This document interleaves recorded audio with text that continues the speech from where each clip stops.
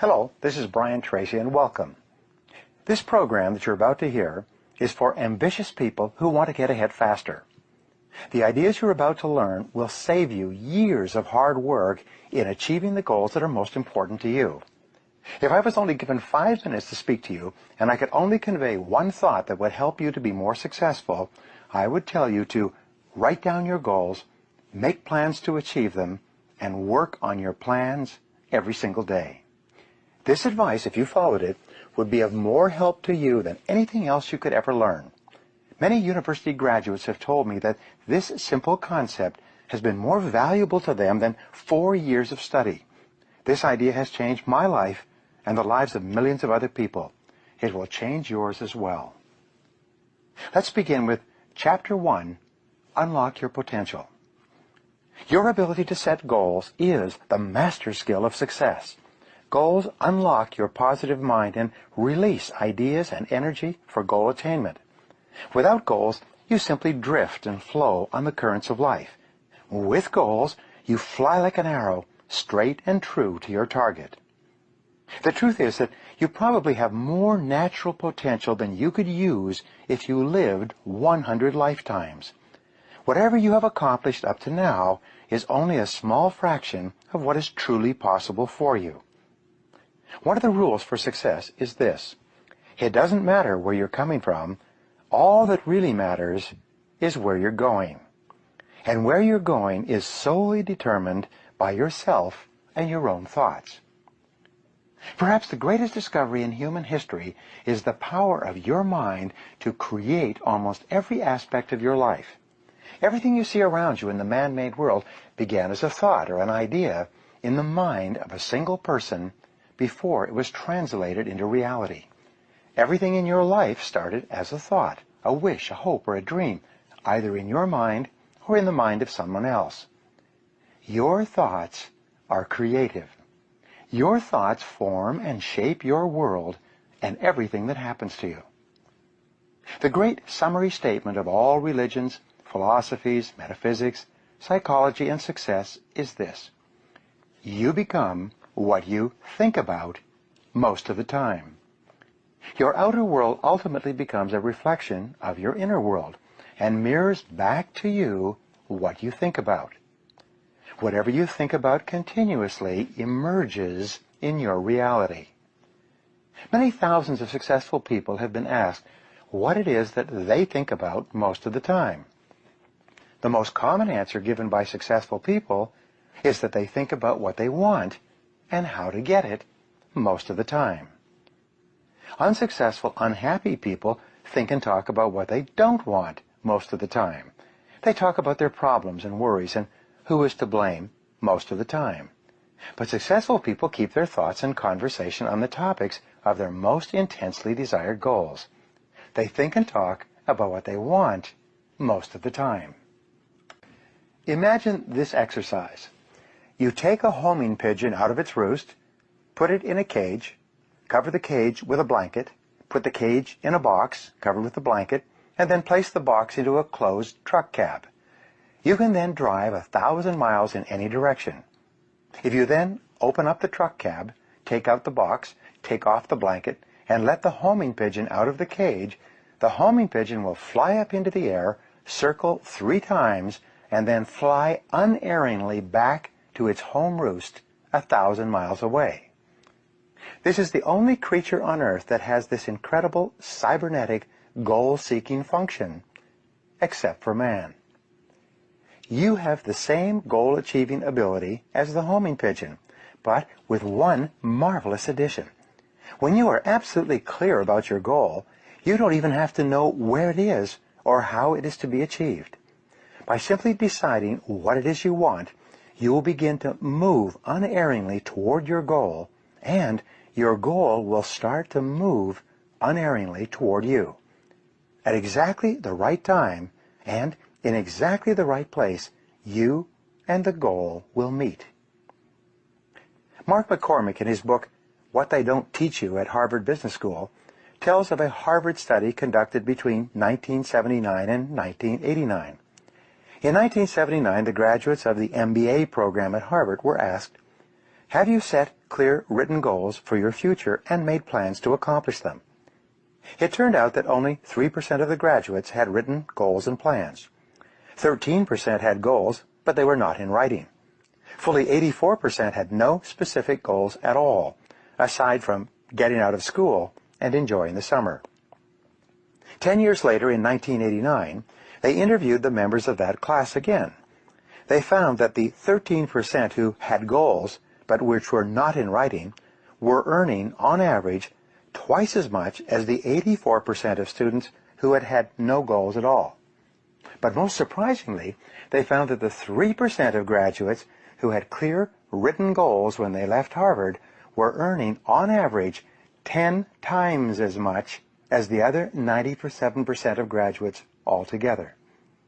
The only difference between the groups was the clarity of the goals they had for themselves when they started out. Goals give you a sense of meaning and purpose. Goals give you a sense of direction. As you move towards your goals, you feel happier and stronger. You feel more energized and effective. You feel more confident and competent in yourself and your abilities. Every step you take toward your goals increases your belief that you can set and achieve even bigger goals in the future. Your inborn potential is extraordinary. You have within you right now the ability to achieve almost any goal that you can set for yourself. Your greatest responsibility to yourself is to invest whatever time is required to become absolutely clear about exactly what it is you want and how you can best achieve it. The greater clarity you have regarding your true goals, the more of your potential you will unleash for good in your life. The starting point of all goal attainment is desire. You must develop an intense, burning desire for your goals if you really want to achieve them. It is only when your desire becomes intense enough that you will have the energy and the internal drive to overcome all the obstacles that will arise in your path as you start towards your goals.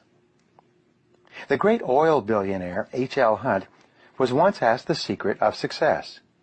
He replied that success required two things, and two things only. First, he said, you must know exactly what it is you want. Most people never make this decision. Second, he said, you must determine the price that you will have to pay to achieve it, and then get busy paying that price. Setting goals, working toward them day by day, and ultimately achieving them is the key to happiness in life. Goal setting is so powerful that the very act of thinking about your goals makes you happy, even before you've taken the first step toward achieving them. To unlock and unleash your full potential, you should make a habit of daily goal setting and achieving for the rest of your life. You should develop a laser-like focus so that you are always thinking and talking about the things you want rather than the things that you don't want. You must resolve from this moment on to be a goal-seeking organism, like a guided missile or a homing pigeon, moving unerringly toward the things that are important to you.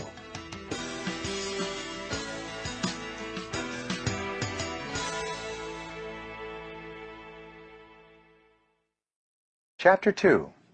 Take charge of your life.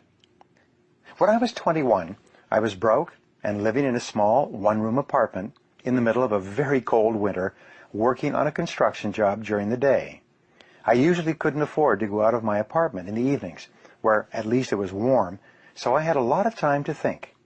One night, as I sat there at my small kitchen table, I had a great flash of awareness. It changed my life. I suddenly realized that everything that happened to me for the rest of my life was going to be up to me. No one else was ever going to help me. No one was coming to the rescue. I later learned that when you accept complete responsibility for your life, you take the giant step from childhood to adulthood.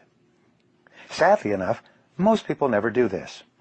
I have met countless men and women in their 40s and 50s who are still grumbling and complaining about earlier unhappy experiences, and still blaming their problems on other people and circumstances.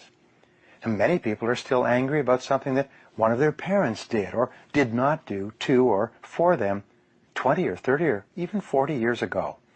They are trapped in the past and they can't get free. The greatest enemies of success and happiness are negative emotions of all kinds. It is negative emotions that hold you down, tire you out, and take away all your joy in life. It is negative emotions from the beginning of time that have done more harm to individuals and societies than all the plagues of history. One of your most important goals, if you want to be truly happy and successful, is to free yourself from negative emotions. And fortunately, this can be done if you learn how. The negative emotions of fear, self-pity, envy, jealousy, feelings of inferiority, and ultimately anger are mostly caused by 4 factors.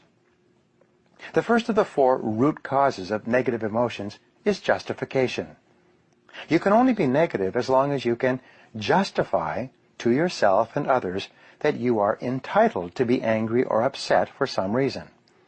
This is why angry people are continually explaining and elaborating on the reasons for their negative feelings. However, if you cannot justify your negativity, you can't be angry. For example, a person is laid off from a job due to a change in the economy and declining sales in the company. However, the individual is angry with his boss for this decision and justifies his anger by describing all the reasons why his being laid off was unfair. He can even get himself so incensed that he decides to sue or get even in some way. As long as he continues to justify his negative feelings toward his boss and the company, his negative emotions control him and absorb much of his life and thinking. However, as soon as he says, "Well, I've been laid off. These things happen. It's not personal. People get laid off all the time. I guess I'd better get busy finding a new job," his negative emotions vanish. He becomes calm, clear, and focused on the goal and on the steps he can take to get back into the workforce. As soon as he stops justifying, he becomes a more positive and effective person. The second cause of negative emotions is rationalization. When you rationalize, you attempt to give a socially acceptable explanation for an otherwise socially unacceptable act.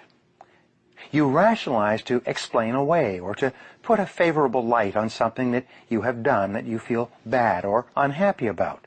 You excuse your behavior or actions by creating an explanation that sounds good, even though you know that you were an active agent in whatever occurred. You often create complex ways of putting yourself in the right by explaining that your behavior was really quite acceptable, all things considered. This rationalizing keeps your negative emotions alive. Rationalization and justification always require that you make someone or something else the source or cause of your problem. You cast yourself in the role of the victim, and you make the other person or organization into the oppressor or the bad guy. The third cause of negative emotions is an over-concern or hypersensitivity to the way other people treat you. For some people, their entire self-image is determined by the way other people speak to them, talk to them, or about them, or even look at them. They have little sense of personal value or self-worth apart from the opinions of others. And if those opinions are negative for any reason, real or imagined, the victim immediately experiences anger, embarrassment, shame, feelings of inferiority, and even depression, self-pity, and despair. The fourth cause of negative emotions, and the worst of all, is blaming. When I draw the negative emotions tree in my seminars, I illustrate the trunk of the tree as the propensity to blame other people for our problems. Once you cut down the trunk of the tree, all the fruits of the tree, all the other negative emotions, die immediately. From this point forward, see and think about yourself as the master of your own fate. See yourself as completely in charge of your own life. Refuse to whine and complain about things that happened in the past, which cannot be changed. Instead, orient yourself toward the future and think of what you want and where you're going. Above all, think about your goals. The very act of thinking about your goals makes you positive and purposeful again. There's a large body of psychological literature that revolves around the concept of locus of control theory. In more than 50 years of research, psychologists have determined that your personal locus of control is the determining factor of your happiness or unhappiness in life. And here's why. A person with an internal locus of control is a person who feels that he or she is in complete control of his or her life. This person feels strong, confident, and powerful. He or she is generally optimistic and positive. He or she feels terrific about him or herself and feels very much in charge of his or her destiny. On the other hand, a person with an external locus of control is a person who feels controlled by external factors, by their boss, their bills, their marriage, their childhood problems, and their current situation. They feel out of control, and as a result, they feel weak, angry, fearful, negative, hostile, and disempowered. The good news is that there's a direct relationship between the amount of responsibility you accept and the amount of control you feel. The more you say, "I am responsible," the more of an internal locus of control you develop within yourself, and the more powerful and confident you feel. There's also a direct relationship between responsibility and happiness. The more responsibility you accept, the happier you become. It seems that all three, responsibility, control, and happiness, go together. The more responsibility you accept, the greater amount of control you feel you have. The greater amount of control you feel you have, the happier and more confident you become. When you feel positive and in control of your life, you will set bigger and more challenging goals for yourself. You will also have the drive and determination to achieve them. You will feel as if you hold your whole life in your own hands, and that you can make it into whatever you decide to.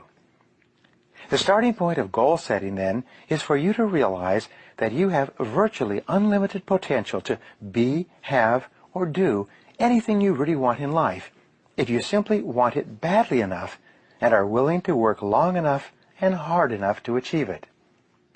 The second part of goal setting is for you to accept complete responsibility for your life and for everything that happens to you, with no blaming and no excuses. With these two concepts in mind, that you have unlimited potential and that you are completely responsible, you are now ready to move to the next step, which is to begin designing your ideal future.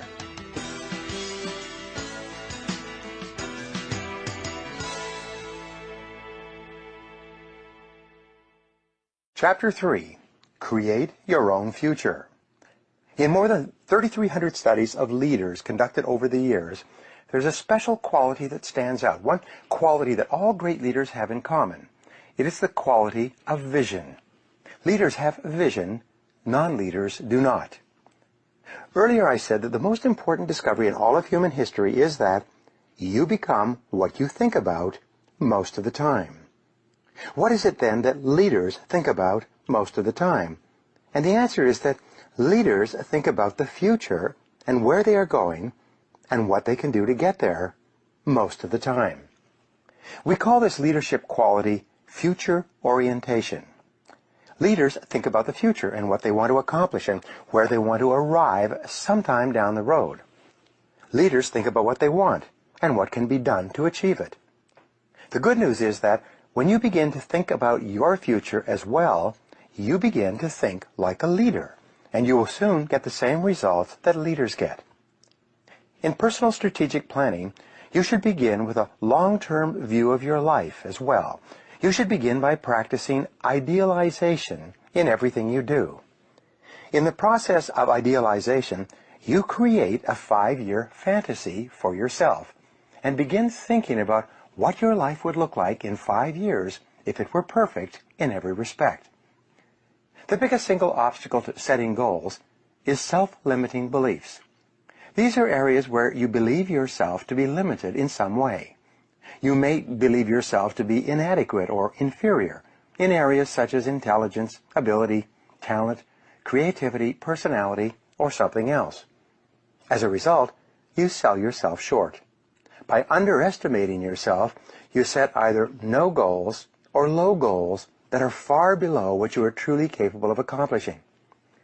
By combining idealization and future orientation, you cancel or neutralize this process of self-limitation. You imagine for the moment that you have no limitations at all. You imagine that you have all the time, talents, and abilities you could ever require to achieve any goal you could set for yourself. No matter where you are in life, you imagine that you have all the friends, contacts, and relationships you need to open every door and achieve anything you could really want. You imagine that you have no limitations whatsoever on what you could be, have, or do in the pursuit of the goals that are really important to you. When you practice idealization and future orientation, you make no compromises with your dreams and visions for yourself and your future. You don't settle for smaller goals or half successes. Instead, you dream big dreams and project yourself forward mentally as though you are one of the most powerful people in the universe. You create your perfect future. You decide what you really want before you come back to the present moment and deal with what is possible for you within your current situation. So, start with your business and career. Imagine that your work life was perfect 5 years from now. Answer these questions. Number 1, what would it look like? Number 2, if your work life were perfect, what would you be doing? Number 3, where would you be doing it? Number 4, who would you be working with? What level of responsibility would you have? 5, if you were at the top of your field, what kind of skills and abilities would you have? Number 6, what kind of goals would you be accomplishing? And number 7, what level of status would you have in your field if your career was perfect sometime in the future? When you answer these questions, imagine that you have no limits. Imagine that everything is possible for you. Imagine that you have a magic slate. That means you can write down anything you want. You can erase anything that may have happened in the past and create whatever picture you desire for your future. You can clean the slate at any time and start over. You have no limits. When you fantasize and imagine your perfect future, the only question you ask is, how? This is the most powerful question of all. Asking the word how repeatedly stimulates your creativity and triggers ideas to help you accomplish your goals. Unsuccessful people always wonder whether or not a particular goal is possible. High achievers, on the other hand, only ask the question, how? They then set to work to find ways to make their visions and goals into realities. When you have clear, exciting goals and ideals, you will feel happier about yourself and your world. You'll be more positive and optimistic. You'll be more cheerful and enthusiastic. You will feel internally motivated to get up and get going every morning, because every step you're taking will be moving you in the direction of something that is important to you. Resolve to think about your ideal future most of the time. Remember, the very best days of your life lie ahead. The happiest moments you will ever experience are still to come. The highest income you will ever earn is going to materialize in the months and years ahead. The future is going to be better than anything that may have happened in your past. There are no limits. The clearer you can be about your long-term future, the more rapidly you will attract people and circumstances into your life to help make that future a reality. The greater clarity you have about who you are and what you want, the more you will achieve, and the faster you will achieve it in every area of your life.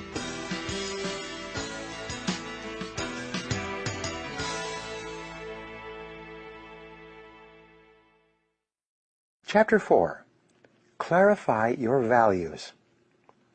One of the most important characteristics of leaders and top people in every area of life is that they know who they are, what they believe in, and what they stand for.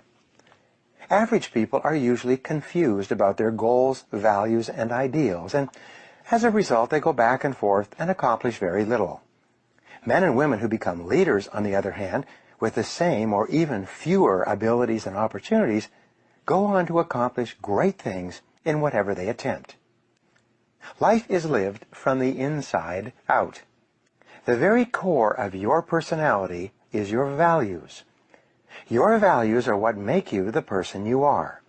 Everything you do on the outside is dictated and determined by your values on the inside, whether clear or fuzzy. The greater clarity you have regarding your values on the inside, the more precise and effective will be your actions on the outside. You can imagine your personality by thinking of a target with concentric rings from the inside to the outside. Your personality is also made up of 5 rings starting from the center, your values, and radiating outward to the next circle, which is your beliefs. You see, your values determine your beliefs about yourself and the world around you. If you have positive values, such as love, compassion, and generosity, you will believe that people in your world are deserving of these values, and you will treat them accordingly. Your beliefs, in turn, determine the 3rd ring of your personality, your expectations. If you have positive values, you will believe yourself to be a good person.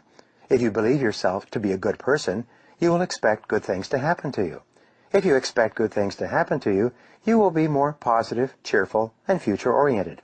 You will look for the good in other people and other situations.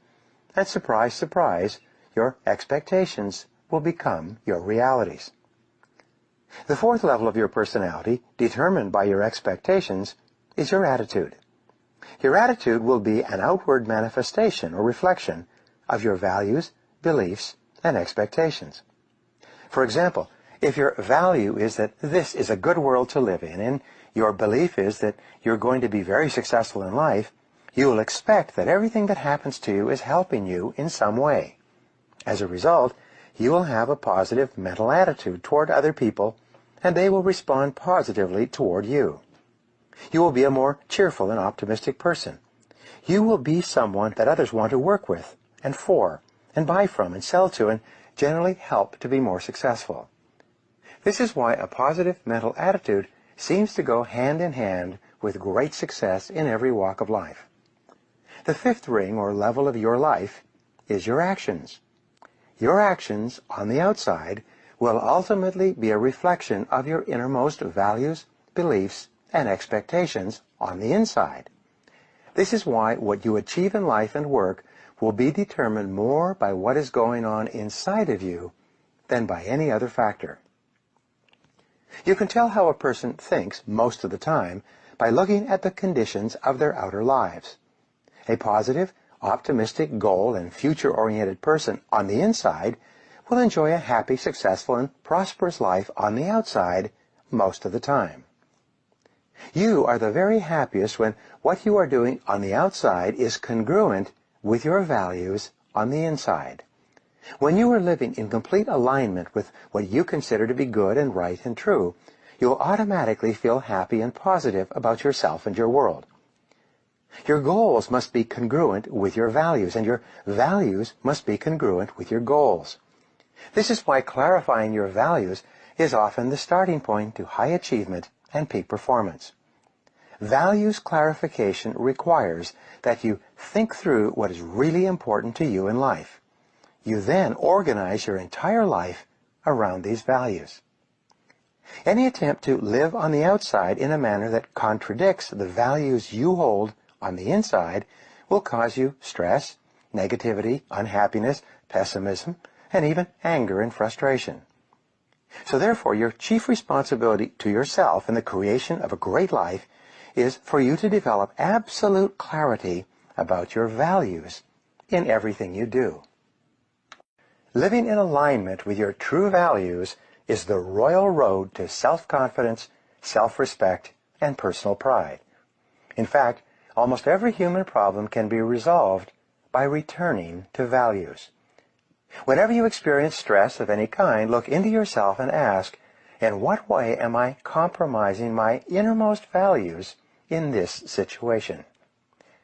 There are some insightful ways to help you to determine your true values. First of all, you can look at your past. How have you behaved under pressure in the past? What choices did you make with your time or money when you were forced to choose? Your answers will give you an indication of your predominant values at that time. Dale Carnegie once wrote, "Tell me what gives a person his greatest feeling of importance, and I will tell you his entire philosophy of life." What makes you feel important? What raises your self-esteem? What increases your sense of self-respect and personal pride? What have you accomplished in your past life that has given you the greatest sense of pride and satisfaction? These answers will give you good indications of your true values. The spiritual teacher Emmett Fox once wrote about the importance of discovering your heart's desire. What is your heart's desire? What is it that deep down in your heart, more than anything else, you would like to be, have, or do in life? As a friend of mine asked, what do you want to be famous for? What words would you like people to use to describe you when you are not there? What would you like people to say about you when you have passed on? What would you like someone to say about you at your funeral? How do you want your family, friends, and children to remember you? How would you want them to talk about you after you had left this earth? How would you like people to talk to them about you today? What kind of reputation do you have right now? What kind of a reputation would you like to have sometime in the future? And what would you have to begin doing today in order to create the kind of reputation that you desire? Remember, it doesn't matter where you're coming from. All that really matters is where you're going. If you were an outstanding person in every respect, how would you behave toward others? What sort of impression would you leave on others after you had met them and spoken with them? Imagine you could be a completely excellent person. How would you be different from today? In psychology, your level of self-esteem determines your level of happiness. Self-esteem is defined as how much you like yourself. Your self-esteem, in turn, is determined by your self-image. This is the way you see yourself and think about yourself in your day-to-day interactions with others. Your self-image is shaped by your self-ideal. Your self-ideal is made up of the virtues, values, goals, hopes, dreams, and aspirations that you have for yourself sometime in the future. Here is what psychologists have discovered. The more your behavior in the moment is consistent with what you feel your ideal behavior should be, the more you like and respect yourself, and the happier you are. Your aim should be to deliberately and systematically create the circumstances that raise your self-esteem in everything you do. You should live your life as though you are already the outstanding person that you intend to be sometime in the future. What are your values today with regard to your work and your career? Do you believe in the values of integrity, hard work, dependability, creativity, cooperation, initiative, ambition, and getting along well with other people? People who live these values in their work are vastly more successful and more highly esteemed than people who do not. What are your values with regard to your family? Do you believe in the importance of unconditional love, continuous encouragement and reinforcement, patience, forgiveness, generosity, warmth, and attentiveness? People who practice these values consistently with the important people in their lives are much happier than people who do not. What are your values with regard to money and financial success? Do you believe in the importance of honesty, industry, thrift, frugality, education, excellent performance, quality, persistence? People who practice these values are far more successful in their financial lives than those who do not, and they're far more successful far faster as well. What about your health? Do you believe in the importance of self-discipline, self-mastery, and self-control with regard to diet, exercise, and rest? Do you set high standards for your levels of health and fitness and then work every day to live up to those standards? People who practice these values live longer, healthier lives than people who do not. Perhaps the most important value of all is that of integrity. A billionaire once said to me, "Integrity is not so much a value in itself," he said. "It is rather the value that guarantees all the other values." Wow, this was a great insight for me. Once you've decided that you're going to live consistent with a value, your level of integrity determines whether or not you follow through on your commitment.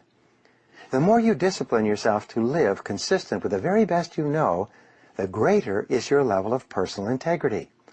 And the higher your level of integrity, the happier and more powerful you will feel in everything you do. Truly great men and women are always described as having high levels of integrity. They live their lives consistent with their highest values, even when no one is looking. Mediocre men and women, on the other hand, are always cutting corners and compromising their integrity, especially when no one is watching. Decide today to be a man or woman of honor. Resolve to tell the truth and to live in truth with yourself and other people. Crystallize your values in each area of your life. Write them down. Think of how you would behave if you were living consistent with those values, and then refuse to compromise them for any reason. Once you accept complete responsibility for your life and for everything that happens to you, and then create an ideal picture of your perfect future and clarify your values, you are now ready to begin setting clear, specific goals in every area of your life.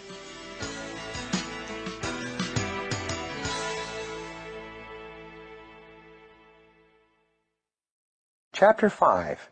Determine your true goals. My favorite word in goal setting and success in general is the word clarity.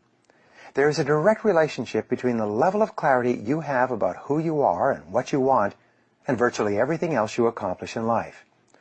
Superior men and women invest the time necessary to develop absolute clarity about themselves and what they really want, like designing a detailed blueprint for a building before they begin construction. Average people just throw themselves at life, like a dog chasing a passing car, and wonder why they never seem to catch anything or keep anything worthwhile. Earlier I mentioned that intense, burning desire is absolutely essential to the overcoming of obstacles and the achieving of great goals. For your desire to be intense enough, your goals must be purely personal. They must be goals that you choose for yourself, rather than goals that someone else wants for you, or that you want to achieve to please someone in your life. In goal setting, for the process to be effective, you must be perfectly selfish about what it is that you really, really want for yourself. One of the most important questions in goal setting is this: what do I really want to do with my life? If you could do or be or have anything at all in life, what would it be? Remember, you can't hit a target you can't see. You should return to this question over and over again in the months and years ahead. What do I really want to do with my life? In determining your true goals, you start with your vision, your values, and your ideals. When you begin, these will often feel a bit like fantasies, detached from reality. However, now your job is to make them concrete, like designing a dream house on paper. You start with your general goals and then move to more and more specific goals. For example, ask these questions. Number 1, what are your 3 most important goals in your business and career right now? Number 2, what are your 3 most important financial goals right now? Number 3, what are your 3 most important family or relationship goals right now? And 4, what are your 3 most important health and fitness goals right now? The flip side of the above questions is for you to ask, what are my 3 biggest worries or concerns in life right now? What bothers you, worries you, concerns you, and preoccupies you in your day-to-day life? What aggravates or irritates you? What is robbing you of happiness more than anything else? As a friend of mine often asks, where does it hurt? Once you have identified your biggest problems, worries, or concerns, ask yourself, what are the ideal solutions to each of these problems? How could I eliminate these problems or worries immediately? What is the fastest and most direct way to solve this problem? In 1142, William of Ockham, a British philosopher, proposed a method of problem solving that has come to be referred to as Occam's razor. This way of thinking has become famous and popular throughout the ages. What Occam said was that the simplest and most direct solution, requiring the fewest number of steps, is usually the correct solution to any problem. Many people make the mistake of overcomplicating goals and problems. But the more complicated the solution, the less likely it is ever to be implemented, and the longer the time it will take to get any results. Your aim should be to simplify the solution and go directly to the goal as quickly as possible. For example, many people tell me that they would like to double their incomes. If they are in sales, I ask them, what is the fastest and most direct way to double your income? After they have come up with a series of suggestions, I give them what I consider to be the best answer. Double the amount of time that you spend face-to-face with qualified prospects. The most direct way to increase your sales has always been the same. Spend more time with better prospects. If you don't upgrade your skills or change anything else about what you are doing, but you double the number of minutes that you spend face-to-face with prospects each day, you will probably double your sales income. In setting goals for your life, short and long term, you should continually ask yourself, what do I most enjoy doing in each area of my life? For instance, if you could do just one thing all day long in your work, what would it be? If you could do any job or full-time activity all the time without pay, what would it be? What sort of work or activity gives you the greatest joy and satisfaction? The psychologist Abraham Maslow identified what he called peak experiences, those moments or times when the individual feels the happiest, most elated, and exhilarated. One of your aims in life is to enjoy as many peak experiences as possible. You achieve this by thinking back and identifying those moments of peak experience in your past, and then by imagining how you could repeat them in your present and future. What have been your happiest moments in life up to now? How could you have more of those moments in the future? What do you really love to do? You should have goals for social and community involvement and contribution as well. Think about what kind of a difference you would like to make in your world. What organizations, causes, needs, or social problems would you like to work on or in? What changes would you like to see? Who is there who is less fortunate than you that you would like to help? If you were independently wealthy, what causes would you support? Most of all, what could you do today to begin making a difference in your world? Don't wait until some future date when everything will be ideal. Instead, start today in some way. One of the most important areas of goal setting is your financial life. If you could earn and accumulate all the money you need, you could probably achieve most of your non-financial goals faster and easier than you can today. So, if your life were ideal, how much money would you like to earn each month and each year? How much would you like to save and invest each month and each year? How much would you like to be worth sometime in the future? What sort of estate would you like to accumulate by the time you retire, and when would you like that to be? Most people are hopelessly confused about their financial goals, but when you become absolutely clear about them for yourself, your ability to achieve them increases dramatically. When you are absolutely clear about what you want, you can then think about your goals most of the time, and the more you think about them, the faster they will materialize in your life. The process of asking yourself questions about your goals in each part of your life begins to clarify your thinking and make you a more focused and better defined person.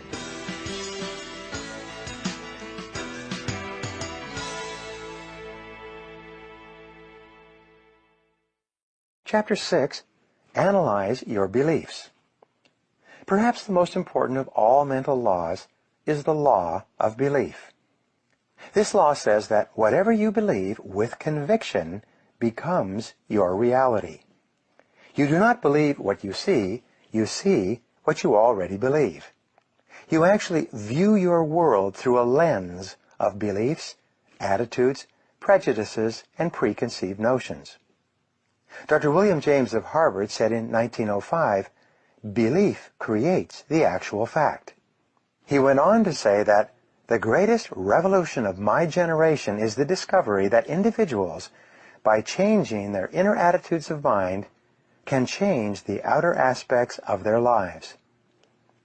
The worst of all beliefs are self-limiting beliefs.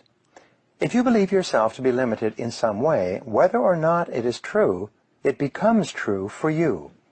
If you believe it, you will act as if you were deficient in that particular area of talent or skill. Overcoming self-limiting beliefs and self-imposed limitations is often the biggest obstacle standing between you and the realization of your full potential. Self-limiting beliefs, sometimes based on a single experience or a casual remark, can hold you back for years. Almost everyone has had the experience of mastering a skill in an area where they thought that they had no ability, and being quite surprised at themselves. Perhaps this has happened to you. You suddenly realize that your limiting ideas about yourself in that area were not based on fact at all. Many people, because of their negative beliefs, most of which are erroneous, falsely consider themselves to be limited in intelligence, talent, capability, creativity, or skill of some kind. In virtually every case, however, these beliefs are false. The fact is that you have more potential than you could ever use in your entire lifetime. The good news about beliefs is that all beliefs are learned. They can therefore be unlearned, especially if they're not helpful. The starting point of unlocking more of your potential is for you to identify your self-limiting beliefs and then ask, what if they were not true at all? What if you were possessed of an extraordinary ability in an area where you didn't think you were very good at all, such as selling, entrepreneurship, public speaking, or money-making? Imagine that there was a belief store, very much like a computer software store, that you could visit and purchase a belief to program into your subconscious mind. If you could choose any set of beliefs at all, which beliefs would be the most helpful to you? Here is my suggestion. Select this belief. I am destined to be a big success in life. If you absolutely believe that you are destined to be a big success, you will walk, talk, and act as if everything that happens to you in life is part of a great plan to make you successful. And as it happens, this is how the top people think in every field. Top people look for the good in every situation. They know that it is always there. No matter how many reversals and setbacks they experience, they expect to get something good out of everything that happens to them. They believe that every setback is part of a great plan that is moving them inexorably toward achieving the great success that is inevitable for them. If your beliefs are positive enough, you will seek the valuable lesson in every setback or difficulty. You will confidently believe that there are many things that you have to learn on the road to achieving and keeping your ultimate success. You therefore look upon every problem as a learning experience. Emmett Fox, the spiritual teacher I mentioned before, once said that your main job in life is to create the mental equivalent within yourself of what you want to realize and enjoy in your outer world. Your focus must be on creating the beliefs within yourself that are consistent with the great success you want to be in your outer world. You achieve this by challenging your self-limiting beliefs, by rejecting them and then acting as if they did not exist. You reinforce the development of new life-enhancing beliefs by increasing your knowledge and skills in your field to the point where you feel equal to any demand or challenge. You accelerate the development of new positive beliefs by setting bigger and more exciting goals in every area. Finally, you act continually as if you are already the person that you desire to be. Your aim is to reprogram your subconscious mind for success by creating the mental equivalent in everything you do or say. Your beliefs are always manifested in your words and actions. Make sure that everything you say and do from now on is consistent with the beliefs that you want to have and the person that you want to become. In time, you will replace more and more of your self-limiting beliefs with life-enhancing beliefs. Over time, you will completely reprogram yourself for success. When this occurs, the transformation that takes place in your outer life will amaze you and all the people around you.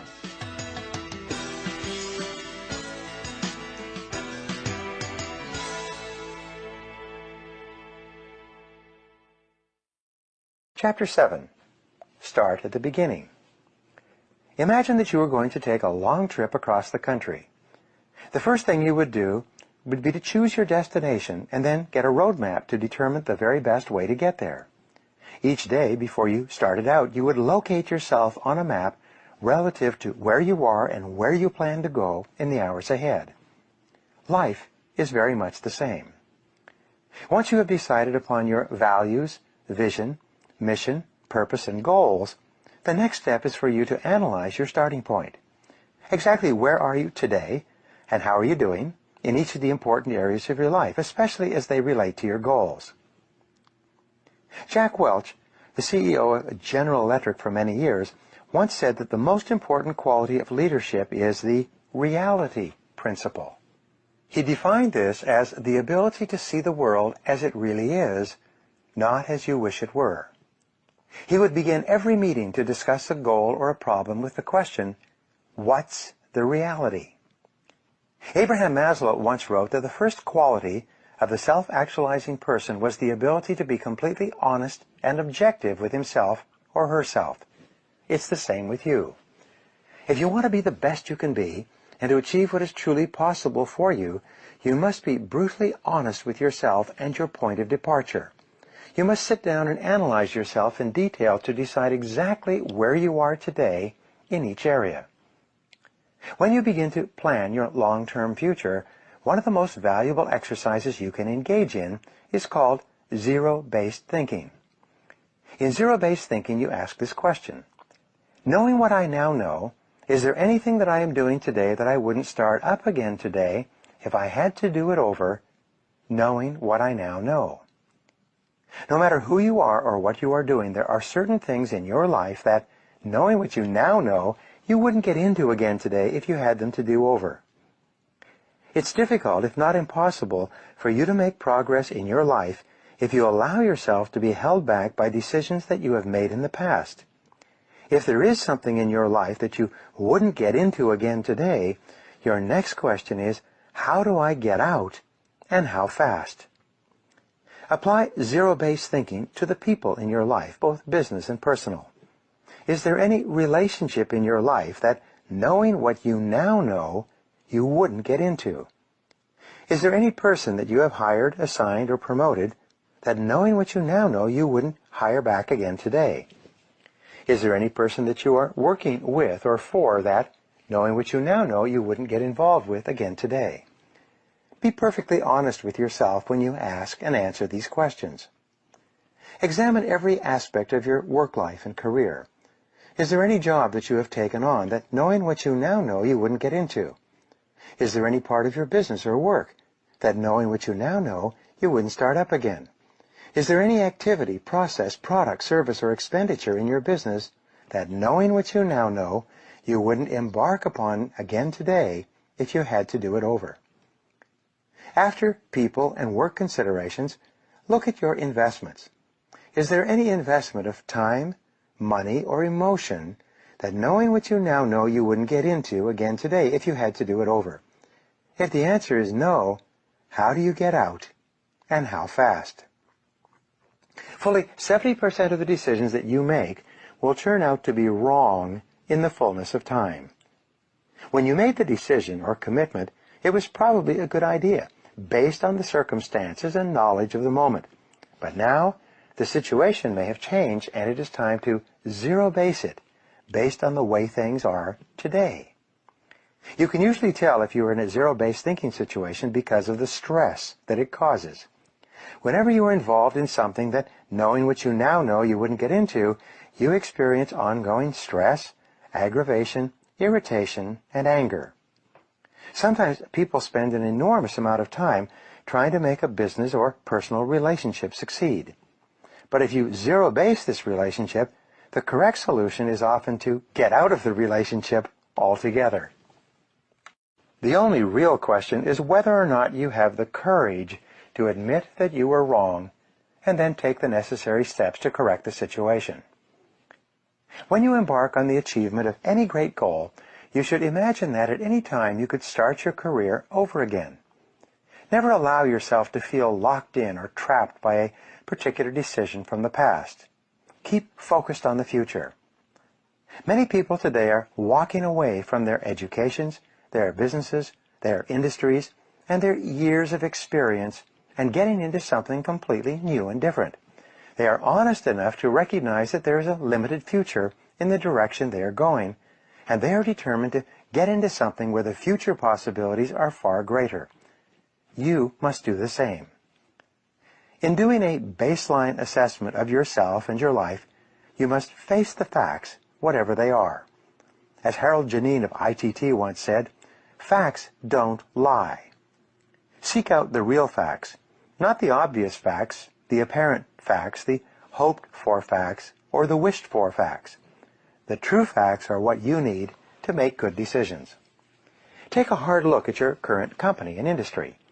Take a hard look at your current job situation. Take a hard look at your market relative to your competitors. In reinventing yourself, stand back and think about starting your career over again today, knowing what you now know. Imagine that your job and your industry disappeared overnight. Imagine that you had to make brand new career choices. If you were starting over again today with your special combination of talents and skills, what would you choose to do that is different from what you are doing now? In mentally starting over, as though you were beginning your career anew, look deeply into yourself as well. What good habits do you have that are helping you and moving you toward your goals? What bad habits have you developed that may be holding you back? What are your very best qualities of character and personality? What are your weakest qualities? What new habits and qualities do you need to develop to get the very most out of yourself, and what is your plan to begin developing them? What bad habits do you need to get rid of and replace with good habits? There's an old saying, well begun is half done. Doctors say, accurate diagnosis is half the cure.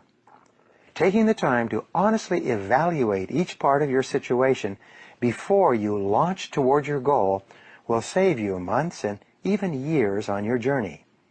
In many cases, it will force you to reevaluate your goals in the light of superior analysis and knowledge. It will dramatically improve the speed at which you achieve your goals once you get going.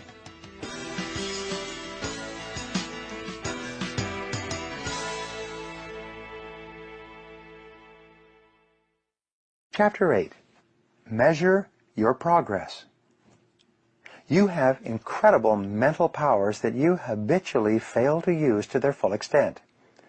Your conscious mind is the head office of your life. Its role is to deal with the information in your environment and then to identify, analyze, and compare it against other information, and then to decide what actions to take.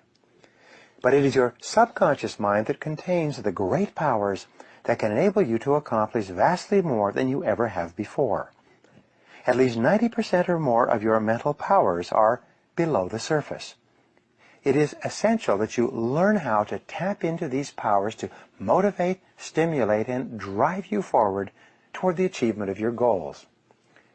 Your subconscious mind functions best with clear goals, specific tasks, deliberate measures, and firm deadlines.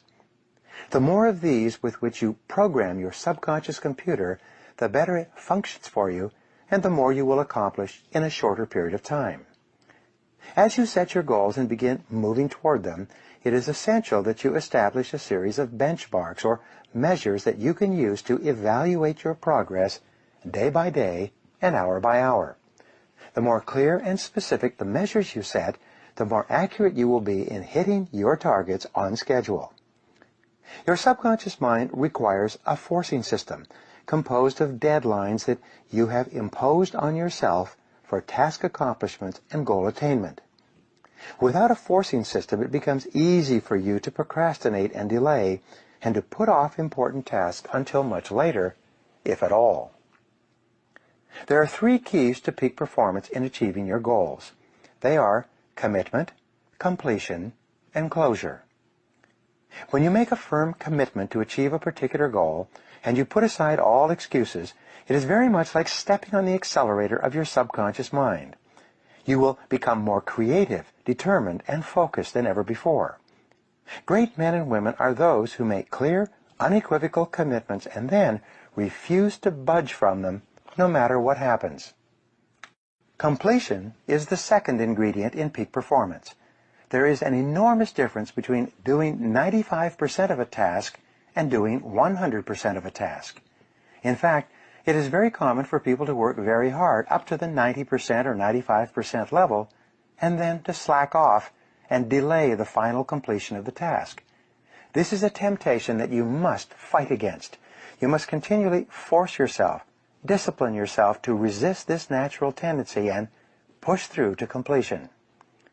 Every time you complete a task of any kind, your brain releases a small quantity of endorphins. This natural morphine gives you a sense of well-being and elation. It makes you feel happy and peaceful. It stimulates your creativity and improves your personality. It is nature's wonder drug. The more important the task that you complete, the greater is the quantity of endorphin that your brain releases, very much like a reward for success and achievement. Over time, you can actually develop a positive addiction to the feelings of well-being that you receive from this endorphin rush. Even when you complete a small task, you feel happier. When you complete a large task, you feel happier still. When you finish the various steps on the way to the completion of a large task, at every achievement, you get an endorphin rush. You feel continuously happy and exhilarated when you are working toward the completion of an important job. Everyone wants to feel like a winner, and feeling like a winner requires that you win. You get the feeling of the winner by completing a task 100%.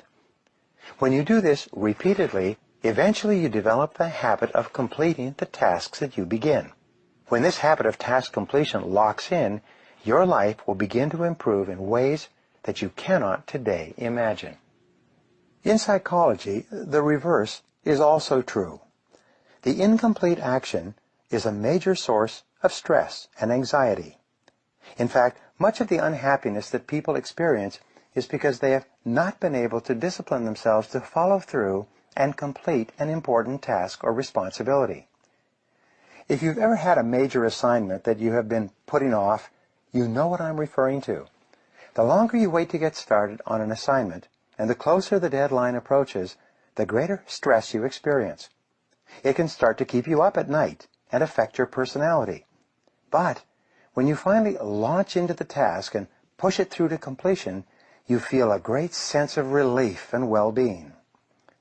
The third C, after commitment and completion, is closure. This is the difference between an open loop and a closed loop. Bringing closure to an issue in your personal or business life is absolutely essential for you to feel happy and in control of your situation.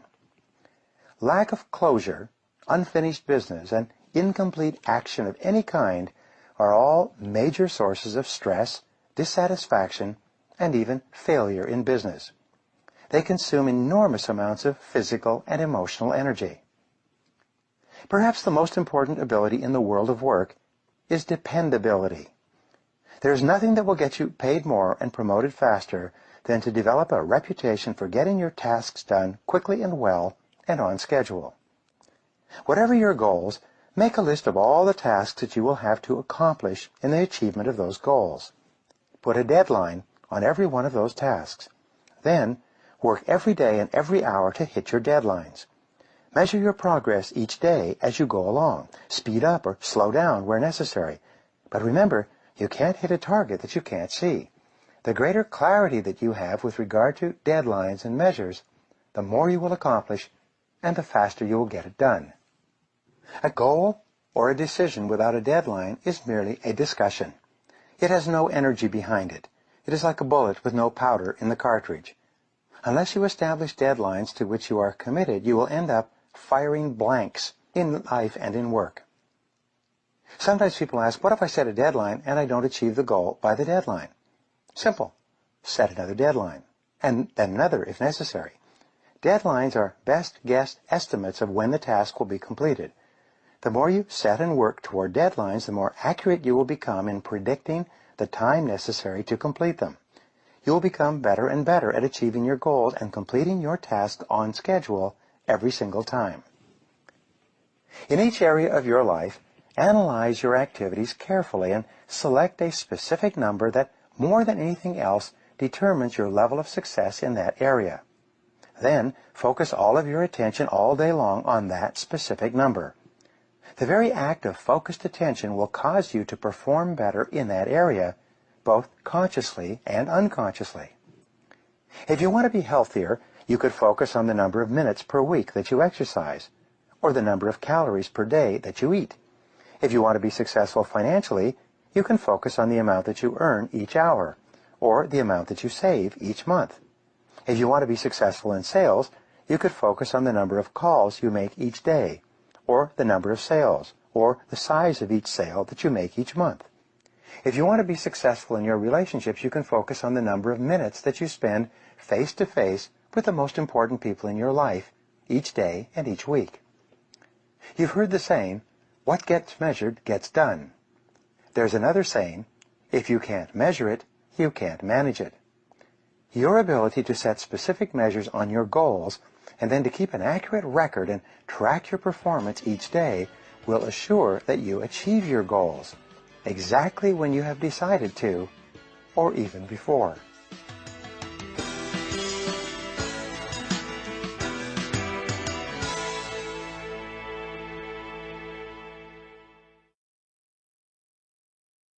Chapter 9. Remove the roadblocks. How many times do you think that people try to achieve their new goals before they give up? Well, the average is less than one time. Most people give up before they even make the first try. And the reason they give up is because of all the obstacles, difficulties, problems, and roadblocks that immediately appear as soon as you decide to do something that you've never done before. The fact is that successful people fail far more often than unsuccessful people. Successful people try more things, fall down, pick themselves up, and try again over and over again before they win through. Unsuccessful people try a few things, if they try at all, and very soon quit and go back to what they were doing before. You should expect to fail and fall short many times before you achieve your goals. You should look upon failure and temporary defeat as a part of the price that you pay on your road to the success that you will inevitably achieve. As Henry Ford once said, failure is merely an opportunity to more intelligently begin again. Once you have decided upon your goal, ask yourself, why am I not there already? What is holding you back? Why haven't you achieved that goal up to now? Identify all the obstacles that stand between you and your goal. Write down every single thing that you can think of that might be blocking you or slowing you down from moving ahead. Remember, you become what you think about most of the time. In the area of problems and difficulties, successful people have a particular way of thinking that we call solution orientation. Successful people think about solutions most of the time. Unsuccessful people think about problems and difficulties most of the time. Solution-oriented people are constantly looking for ways to get over, around, and past the obstacles that stand in their ways. Problem-oriented people talk continuously about their problems, about who or what caused them, how unhappy or angry they are, and how unfortunate it is that they have occurred. Solution-oriented people, on the other hand, simply ask the question, how can we solve this? And then they take action to deal with the problem. Between you and anything you want to accomplish, there will always be problems or obstacles of some kind. This is why success is sometimes defined as the ability to solve problems. Personal leadership is the ability to solve problems. Effectiveness is the ability to solve problems. All men and women who accomplish anything of importance are people who have developed the ability to solve the problems that stand between them and their goals. One of the most important breakthroughs in thinking in the last few decades was described by Elihu Goldratt in his book The Goal as the theory of constraints. This theory says that between you and anything you want to accomplish, there is a constraint or limiting factor that determines how fast you get to where you want to go. For example, if you are driving down the freeway and there is traffic construction that is narrowing all the cars into a single lane, this bottleneck or choke point becomes the constraint that determines how fast you get to your destination. The speed at which you pass through this bottleneck will largely determine the speed of your entire journey. In accomplishing any major goal, there's always a constraint or bottleneck that you must get through as well. Your job is to identify it accurately and then to focus all of your energies on alleviating that key constraint. Your ability to remove this roadblock or deal with this limiting factor can help you move ahead faster than perhaps any other step you can take. The 80-20 rule says that 80% of your constraints will be within yourself. Only 20% of your constraints will be outside of yourself, contained in other people and situations. To put it another way, it is you personally who is usually the major roadblock that is setting the speed at which you achieve any goal that you set for yourself. For most people, this is hard to accept, but superior people are more concerned with what is right rather than who is right or being right. Superior people are more concerned with the truth of the situation and what they can do to solve the problem than they are with protecting their egos. Ask yourself, what is it in me that is holding me back? Look deep within yourself and identify the key constraints in your personality, temperament, skills, abilities, habits, education, or experience that might be holding you back from achieving the goals that you have set for yourself. Ask the brutal questions. Be completely honest with yourself. The primary obstacles between you and your goals are usually mental. They are psychological and emotional in character. They are within yourself rather than within the situation around you. And it is with these mental obstacles that you must begin if you want to achieve everything that is possible for you. The two major obstacles to success and achievement are fear and doubt. It is first of all the fears of failure, poverty, loss, embarrassment, or rejection that holds the average person back from trying in the first place. This is why the average number of times that a person tries with a new goal is less than 1. As soon as he or she thinks of the goal, these fears overwhelm him or her and, like a bucket of water on a small fire, extinguishes the desire completely. The second mental obstacle, closely aligned to fear, is that of self-doubt. We doubt our own abilities. We compare ourselves unfavorably to others and think that others are somehow better, smarter, and more competent than we are. We think, I'm not good enough. We feel inadequate and inferior to the challenges of achieving the great goals that we want so much to accomplish. Fortunately, if there's anything good about doubt and fear, it is that they are both learned emotions. Have you ever seen a negative baby? Children come into the world with no doubts or fears at all, and whatever has been learned can be unlearned through practice and repetition. The primary antidotes to doubt and fear are courage and confidence. The higher your level of courage and confidence, the lower will be your levels of fear and doubt, and the less effect these negative emotions will have on your performance and behavior. The way that you develop courage and confidence is with knowledge and skill. Most fear and doubt arises out of ignorance and feelings of inadequacy of some kind.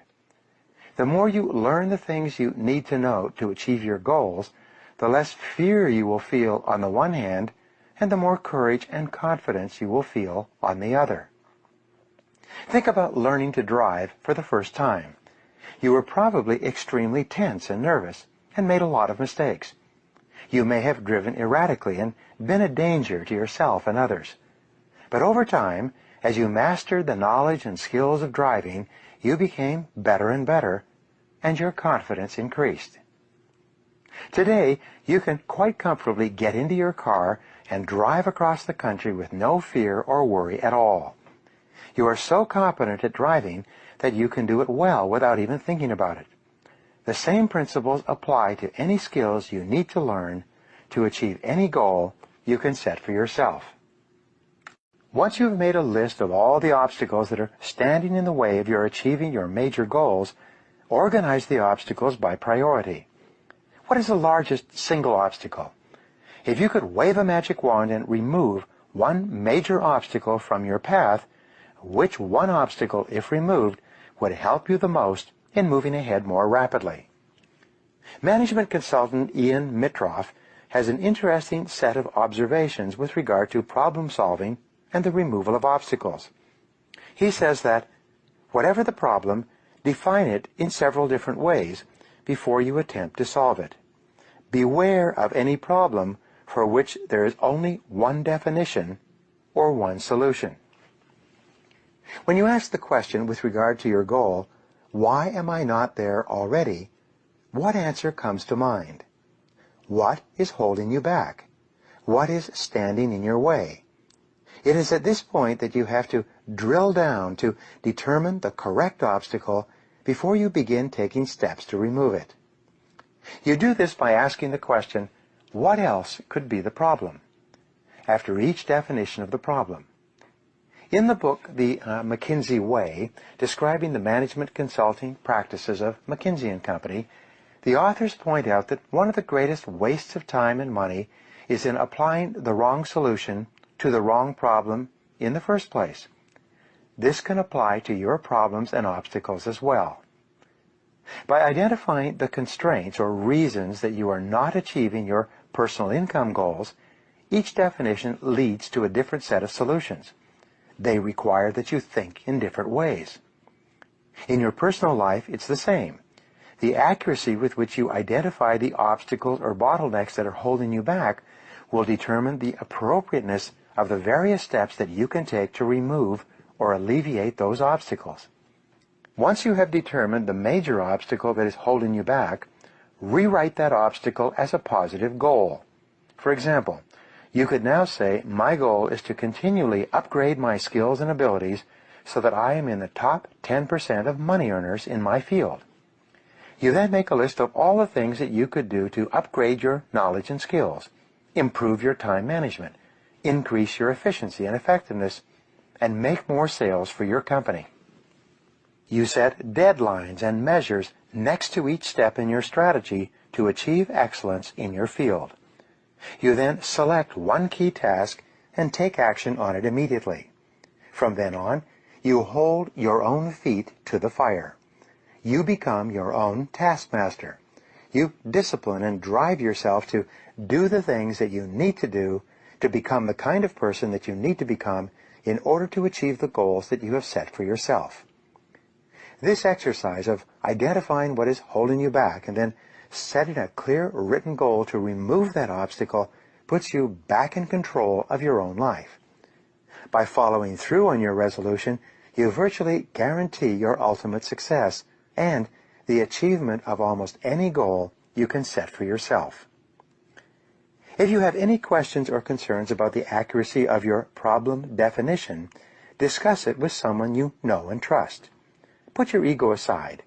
Invite honest feedback and criticism. Be open to the possibility that you have fundamental flaws and weaknesses that are standing in the way of your realizing your full potential. Be brutally honest with yourself. Once your problem or obstacle is clear to you, Ideas, opportunities, and answers will come to you from various sources.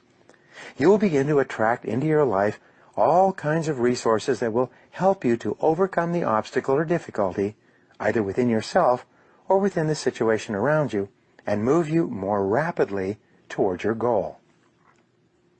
For every problem or obstacle that is standing between you and what you want to accomplish, there is a solution of some kind somewhere. Your job is to be absolutely clear about what sets the speed at which you achieve your goal, and then to focus your time and attention on alleviating that constraint. By removing your major obstacle, you will often make more progress in a few months than the average person might make in several years.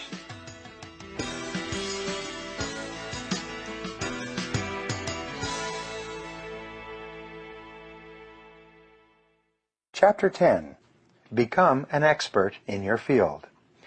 One of the qualities of top people is that at a certain point in their careers, they decided to commit to excellence. They decided to be the best at what they do. They decided to pay any price, make any sacrifice, and invest any amount of money necessary to become very good in their chosen fields. And as a result of this decision, they pulled away from the pack of average performers and moved themselves upward into the income category where today they earn 3, 4, 5, and even 10 times as much as their peers who have not made this commitment. Everyone who is in the top 10% in their field started in the bottom 10%. Everyone who is doing well today was once doing poorly. And even more importantly, whatever others have done within reason, you can do as well. No one is smarter than you, and no one is better than you. People are just better or smarter in different areas. In addition, all business skills are learnable. People who are doing better in some area of business have learned the essential skills in combination with other skills before you have. If you are not achieving what others are achieving, it simply means that you have not learned those skills yet. You can learn anything you need to learn to achieve any goal you can set for yourself. There are no real limits on what you can accomplish except for the limits that you place on your own mind and imagination. If you decide to become excellent, to join the top 10% of people in your field, there is nothing on earth that can stop you from getting there except yourself. Once you have decided to become one of the best people in your field, the only question you ask is, how do I achieve it? The very fact that hundreds of thousands and even millions of people have gone from the bottom to the top in every field is ample proof that you can do it as well. Many of these people, if not most of them, may not even have the natural talents and abilities that you have already. In most areas of life, it is more hard work and dedication than natural ability and talent that leads to excellence and great success. You begin your journey to excellence by asking the question, what additional knowledge, skills, and information will I need to lead my field in the months and years ahead? Project yourself forward 3 to 5 years and imagine that you are already one of the very best and highest paid people in your industry. What would have happened?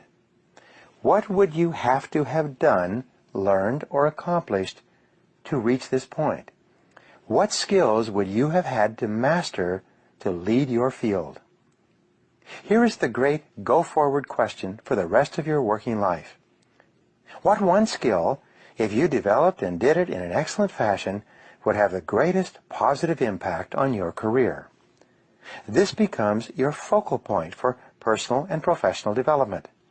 Your answer to this question is essential to your achieving excellence in your field. Keep asking yourself, what one skill, if I developed and did it in an excellent fashion, would have the greatest positive impact on my income and on my future in my current job? If you're at all unsure about the answer to this question, go to your boss and ask him or her. Ask your coworkers. Ask your staff. Ask your spouse and your friends. It's absolutely essential that you find out the answer to this question, what one skill would help you the most, and then focus all of your energies on improving your performance in this particular area. Once you have achieved mastery in your weakest key skill area, you then ask the question again. Now what one skill will help me the most? And whatever your answer to that question, you go to work on that skill until you achieve mastery in that area as well. You are born with certain natural skills, abilities, tendencies, strengths, weaknesses, and talents. These emerge in early life and usually crystallize in your late teens. They don't change very much over the course of your lifetime.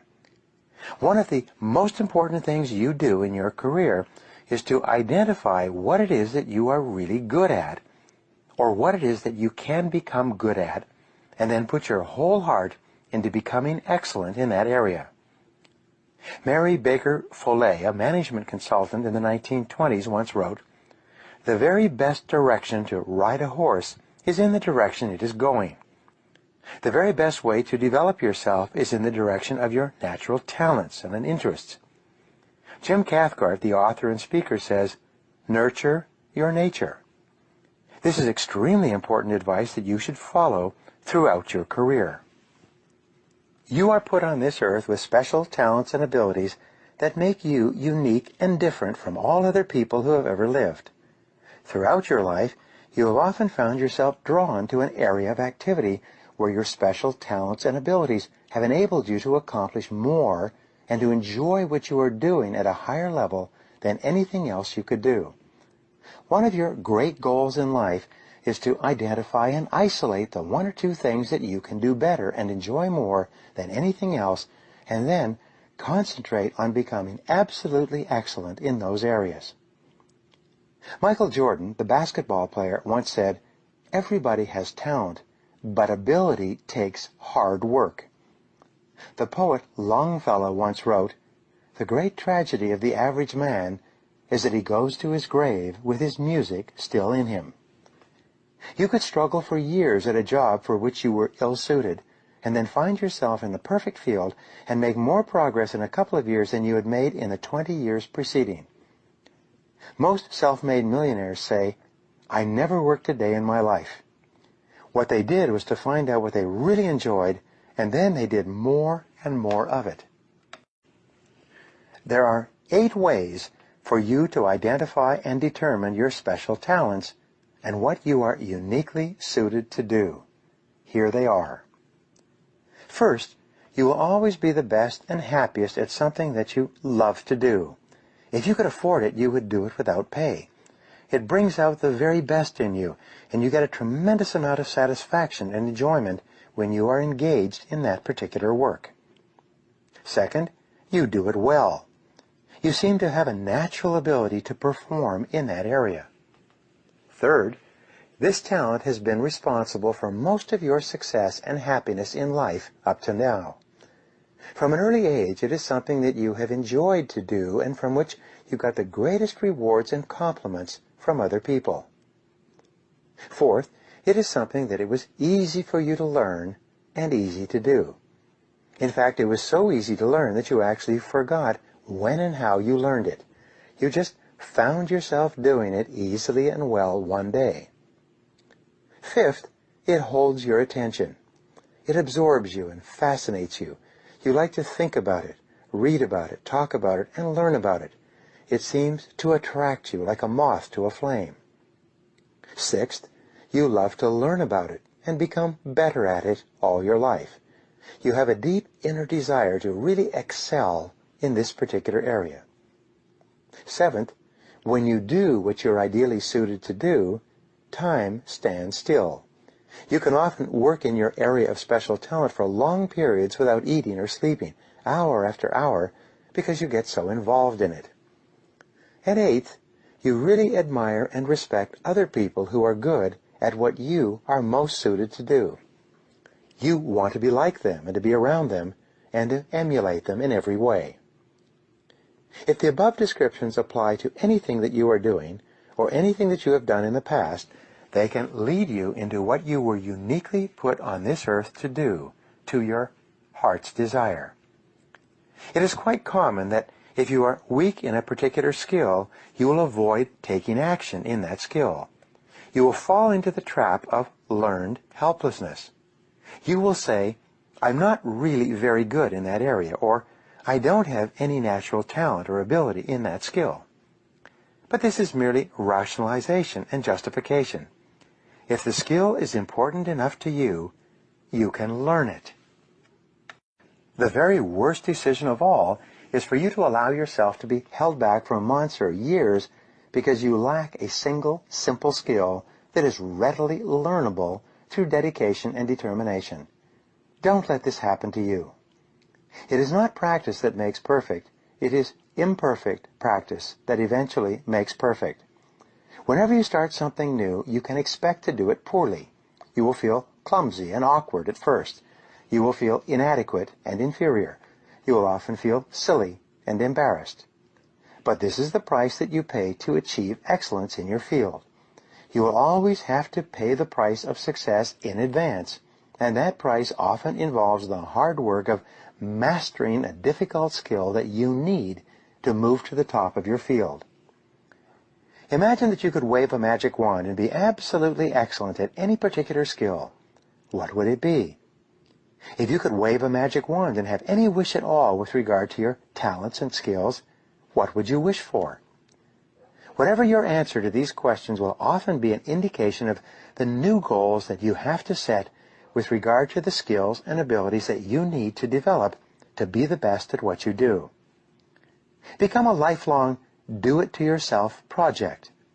Be prepared to invest 1, 2, or 3 years to become absolutely excellent in a critical area. Be willing to pay any price, to make any sacrifice to be the best at what you do. The more you practice what you are learning, the faster you will become competent and skilled in that area. The more you practice, the more confidence you will develop. The more you practice, the more rapidly you will overcome your feelings of inadequacy in that skill, and the faster you will master it. The more you practice, the more rapidly you will add that skill to your mental toolbox, where you will possess it for the rest of your career. Resolve today, right now, to join the top 10% of people in your field. Determine who they are, what they earn, and what they do differently from you. Determine the special knowledge and skills that they have developed, and resolve to develop them in yourself.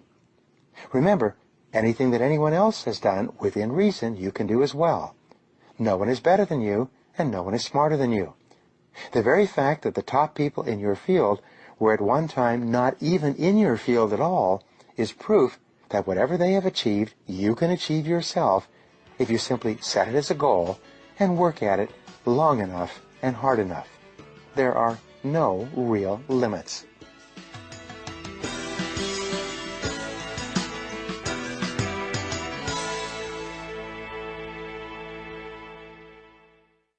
Chapter 11.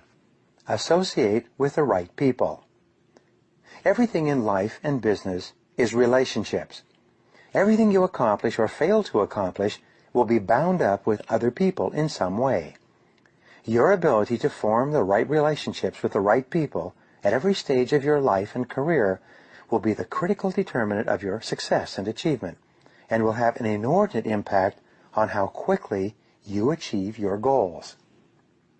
The more people you know and who know you in a positive way, the more successful you will be at anything you attempt. One person at the right time in the right place can open a door for you that can change your life and save you years of hard work. A key part of goal setting is for you to identify the people, groups, and organizations whose help you will require to achieve your goals. To accomplish goals of any kind, you will need the help of lots of people. Who are they? There are 3 general categories of people whose help and cooperation you will require in the years ahead. These are the people in and around your business, your family and friends, and people in groups and organizations outside your business or social circle. You need to develop a strategy to work effectively with each group. Start with your business. Who are the most important people in your business life?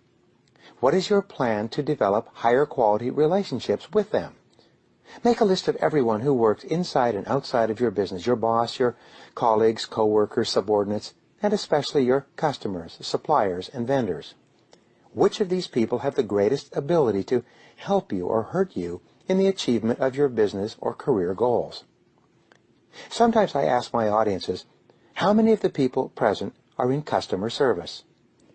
Only a few hands go up. I then point out that everyone is in the business of customer service, no matter what they call it or what they do.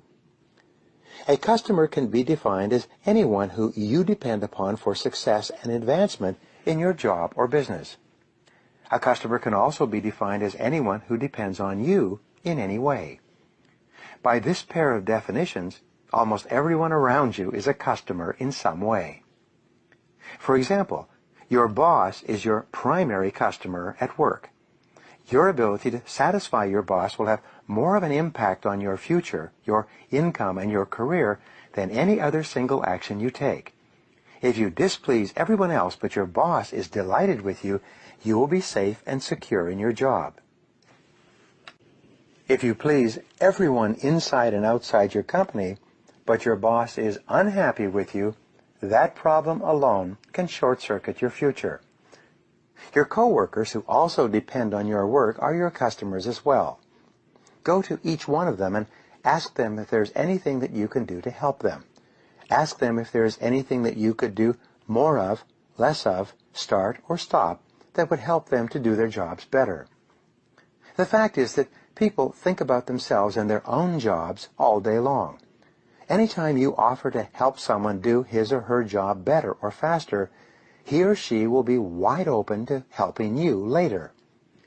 You should look for every opportunity in your work to help people and do nice things for other people. Every honest effort you make to help other people will come back to you in some way, at some time, and often when you least expect it. The most popular people in every organization are those who are always willing to lend a helping hand. The more the people next to you, above you, and below you like you and support you, the more you will get paid and the faster you will be promoted. Look for ways to be a valuable resource to the people around you, and they will automatically look for ways to help you and support you when you most need it. Perhaps the most important quality you can develop for long-term success in your business is that of being a good team player. In a multi-year study at Stanford University, researchers found that the ability to function well as part of a team was the most outwardly identifiable quality of a person who was marked for rapid advancement. Team dynamics are very interesting. First of all, 20% of the team members do 80% of the work. The other 80% contribute very little to the meetings and very seldom raise their hands or volunteer for anything. Your job is to be a member of the top 20%. To be a good team player, always come prepared to every meeting. Sit opposite and in direct eye contact with the person who is running the meeting. Speak early and ask questions. Volunteer for assignments. And when you offer to do something, do it quickly and well. You can create a positive, attractive force field of energy around you by developing a reputation for being the person that everyone can depend upon to get the job done. As a result, you'll be given more and bigger jobs, and both the authority and the rewards that go along with those jobs. Take time to get to know your subordinates and the people who are below you on the corporate ladder. Talk to them and ask them questions. Offer to help them if you can. Be especially kind and courteous with them. Go out of your way to compliment them and recognize them for their work. You will be amazed at the difference this makes in your career. In every organization, the person who knows the most people is usually the person who rises to the top. Initially, it may seem that relationship building takes a lot of time, but it will pay for itself over and over again in the months and years ahead. Outside of your business, you should get involved with your industry and with your industry associations. The most successful executives and sales professionals network regularly with other business people. They keep expanding their professional contacts and friendships. Look at the business organizations in your community. Select one or two organizations that contain people that it would be helpful for you to know in the years ahead. Attend their meetings and introduce yourself to them. Once you have decided that it would be useful for you to be a member of one of these organizations, join up and begin attending every meeting. There is a rule that says, the more you give of yourself with no expectation of return, the more that will come back to you from the most unexpected sources. No effort that you make to expand your contacts will ever be completely lost. Like seeds, various contacts have different periods of germination. Some will yield results immediately. Some will not yield results for many months or even years. You must be prepared to be patient. Dr. David McClelland of Harvard University did many years of research into the qualities and characteristics of high achievers in our society. What he found was that your choice of a reference group, the people with whom you habitually associate, was more important in determining your success or failure than any other single factor. Get around the right people. Make it a point to associate with the kind of people that you like, admire, respect, and want to be like sometime in the future. Associate with the kind of people that you look up to and would be proud to introduce to your friends and associates. The choice of a positive, goal-oriented reference group can do more to supercharge your career than any other factor. The third category of people whose help and cooperation you will require are your family and friends. As Benjamin Disraeli said, no success in public life can compensate for failure in the home. It is vital that you invest all the time and emotion necessary to build and maintain a high-quality home life. When your family life is solid and secure, characterized by warm, loving relationships, you will do better in everything else in the outer world. But if something goes wrong with your home life because of inattention or neglect, it will soon affect your results at work in a negative way. Problems at home distract your attention and drain your energy. They can often sabotage your career. Once you have decided upon the people, groups, and organizations whose help and cooperation you will need to achieve your goals, resolve to become a relationship expert. Always treat people with kindness, courtesy, and compassion. Practice the golden rule. Do unto others as you would have them do unto you. Above all, the simplest strategy is to treat everyone you meet, at home or at work, like a million-dollar customer. Treat the other person as though he or she is the most important person in the world. Treat them as though they were capable of buying $1 million worth of your product or service.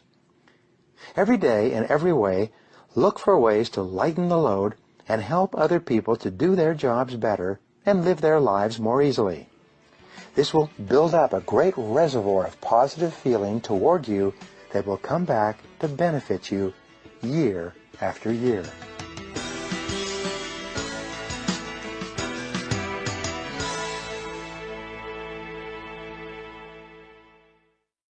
Chapter 12. Make a plan of action. Your ability to set goals and make plans for their accomplishment is the master skill of success. There is no other skill that will help you more in fulfilling your potential, in achieving everything that you are able to accomplish, than developing this skill. Some time ago, Inc. magazine reported on a study they had conducted of 50 startup companies. Half of these companies had spent several months and even more to develop complete business plans before they began operations. The other half of this group had started without detailed business plans and were simply reacting to events as they occurred in the day-to-day operations of the business. 2 to 3 years later, the researchers went back to determine the levels of success and profitability of these companies. What they found was quite interesting. The companies that had started operations with clear, written business plans, carefully thought through and detailed in every respect, were vastly more successful and profitable than those companies that had started spontaneously and had made things up as they went along. The companies that had started on the back of an envelope, where the founders were too busy to sit down and do the detailed work of strategic planning, were almost all floundering. Many of them were already bankrupt and had gone out of business. But here was the interesting discovery. When they interviewed the business founders, they asked them, how often do you refer to your strategic plan in the day-to-day operations of your business? In almost every case, the entrepreneurs and executives running the businesses had not looked at the strategic plan since it had been completed some months ago. Once it was done, they put it in a drawer and seldom revisited it until the following year, when they went through the strategic planning process again. The most important finding was this: the plan itself was seldom referred to, but the process of thinking through the key elements of the business was vital to their success. It is the exercise of working through and discussing every key element of the business plan that is more important than any other step at the beginning. From the first day that you begin actual business operations, the situation will change so rapidly that your plan will become obsolete in many respects within a few days or even a few hours. But it is the process of planning that is most important. Scott McNeely of Sun Microsystems says, "In a startup business, you have to throw out all assumptions every 3 weeks."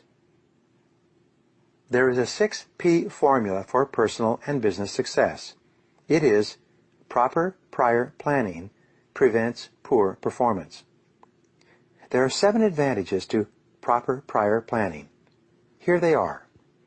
First, the planning process forces you to organize your thinking and identify all the key issues that must be dealt with if you are ultimately going to be successful.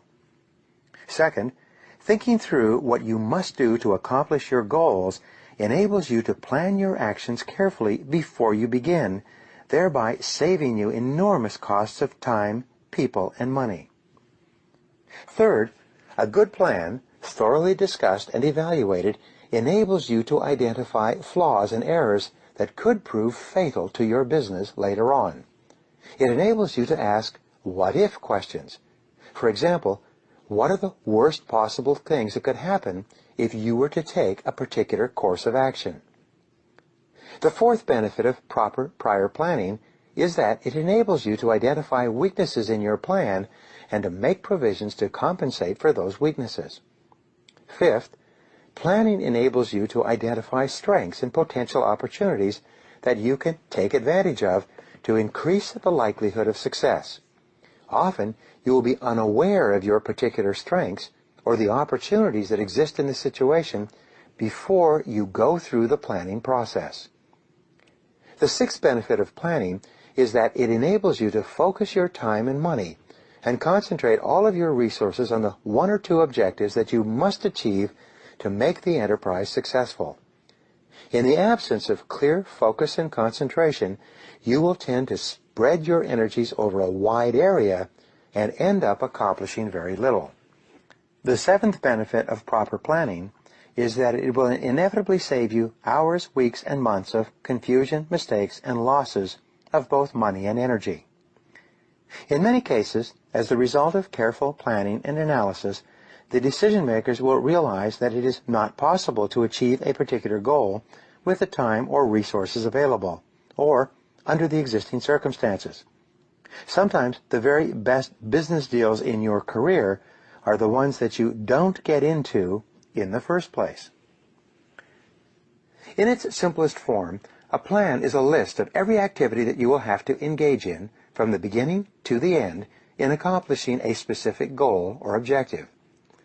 To begin the process of planning, you take a sheet of paper and you make a list of everything that you can think of that you will have to do to achieve your goal. As you think of new items, add them to the list. Continually revisit your list and revise the items and steps as you get more information. This list becomes your blueprint for completing your ideal goal or result. Now, organize your list by priority and sequence. Organize the items on your list by priority by determining which tasks or activities are more important than other tasks or activities. Organize the items from number 1, the most important, all the way through to the least important. Organize your list by sequence as well. In sequencing, you determine which activities need to be done before or after other activities. Often, one task cannot be accomplished until another task has been completed. Sometimes, the accomplishment of a single task can be the bottleneck or choke point in the entire process. Often, the success of the plan will be determined by the achievement of a particular goal or objective within the plan. It may be the completion of construction on a new office, store, or factory. It may be the date of delivery of the first finished product or service. It may be the achievement of a particular level of sales by a specific date. It could be the hiring of a key person for an essential job. The planning process helps you to identify the vital elements of the plan and focus more of your time and attention on the most important tasks and activities that must be accomplished before success is possible. No plan is perfect the first time it is created. Most plans to accomplish something new will fail over and over again at the beginning. This is to be expected. Your ability to accept feedback and make corrections to your plans of activity is vital to your success. Keep asking, what's working and what's not working? Be more concerned with what's right rather than who's right. Remember the old saying, back to the drawing board. Whenever your plan doesn't work, relax, take a deep breath, and revisit your plan. What are the critical results that you must accomplish at each step of the way to achieve your final goal? How can you plan them, prioritize them, and assure that they are completed on schedule? What is your plan if things go wrong? What will you do if it takes much longer and costs much more to achieve your critical objectives on your way to the goal? What is your fallback plan? The good news is that the very act of planning improves and streamlines the entire process of goal achievement. The more often and more carefully you plan before you begin, the better you will get at the planning process overall. The better you get at planning, the more ideas and opportunities you will attract to you to plan and achieve even bigger and better things. Your ability to decide exactly what you want, to write it down, to make a plan, and then execute that plan is the key to personal effectiveness and high achievement. These are all learnable skills that you can master. In no time at all, you can transform your life or business, double your sales or profitability, achieve your goals, and fulfill your true potential.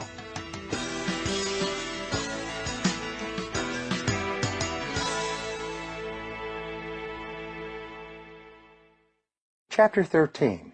Manage your time well. To achieve all your goals and become everything you are capable of becoming, you must get your time under control. Psychologists generally agree that a sense of control is the key to the feelings of happiness, confidence, power, and personal well-being, as we've discussed before. And a sense of control is only possible when you practice excellent time management skills. If the front side of the coin of success is the ability to set clear goals for yourself, then the flip side of the same coin is the ability to get yourself organized and working on your most important tasks every minute of every day. Your choices and decisions have combined to create your entire life to this moment. To change or improve your life in any way, you have to make new choices and new decisions that are more in alignment with who you really are and what you really want. The starting point of time management is for you to determine your goals and then to organize your goals by priority and value. You need to be absolutely clear at any given moment exactly what is most important to you at that time. At one moment, your goal could be a business, financial, or career goal. Later, it could be a family or relationship goal. On still another occasion, it could be a health or fitness goal. Time management begins with clarity. You take the time to sit down with a piece of paper and think through exactly what it is you want to accomplish in each area of your life. You decide upon your ultimate long-term goals of financial success, family success, or personal health and fitness. Once you are clear about the targets you are aiming at, you then come back to the present and plan every minute and hour of every day so that you accomplish the very most that you possibly can with the time allocated to you. The basic tool of time management is a list, organized by priority and used as a constant tool for personal management. The fact is that you can't manage time. You can only manage yourself. That is why time management requires self-discipline, self-control, and self-mastery. Time management requires that you make the best choices and decisions necessary to enhance the quality of your life and work, and then you follow through on your decisions. You should plan your life with lists of long-term, medium-term, and short-term goals and projects. You should plan every month in advance with a list of the things you want to accomplish during that month. You should make a list of every step in each multitask job that you want to complete, and then organize that list by priority and sequence. In the process of managing your time, you must separate the urgent from the important. Urgent tasks are tasks that are in your face. They are determined by external pressures and requirements. They are things that you must do immediately. Most people spend most of their days responding and reacting to urgent tasks in the form of telephone calls, interruptions, emergencies, and the demands of your boss and your customers. Important tasks, on the other hand, are those tasks that can contribute the very most to your long-term future. Some of these tasks may be planning, organizing, studying, researching your customers, and setting priorities before you begin. Then there are tasks that are urgent but not important, such as a ringing telephone or a coworker who wants to chat. Because these activities take place during the workday, it's easy to confuse them with real work. The difference, however, is that they produce no results. No matter how many urgent but unimportant activities you engage in, you contribute nothing to your work or your company. The fourth category of tasks includes those that are neither urgent nor important, like reading the paper at work or going for a long lunch. These activities are positively harmful to your career because they consume time that you could be using to get the results for which you are paid and upon which your future depends. The most important word in determining the value of a particular task or activity is the word consequences. A task that is valuable and important is a task that has serious consequences for completion or non-completion. The greater the possible consequences of a task or activity, the more important it is. A task for which there are few, if any, consequences is by definition not particularly important. Your aim in personal management, therefore, is to spend more time doing more of those things that can have the greatest possible consequences on your life and work. Successful, highly paid people are usually no more intelligent or skilled than unsuccessful, lowly paid people. The major difference between them is that successful people are always working on tasks of high value. Unsuccessful people are always killing time on tasks of low value. And you are always free to choose. You are always free to choose what you do more of and what you do less of. Your choices ultimately determine everything that happens to you. The very best question in all of time management is this: what is the most valuable use of my time right now? All techniques and methods of goal setting, personal planning, and time management are aimed at helping you to accurately answer this question every minute of every day. What is the most valuable use of your time right now?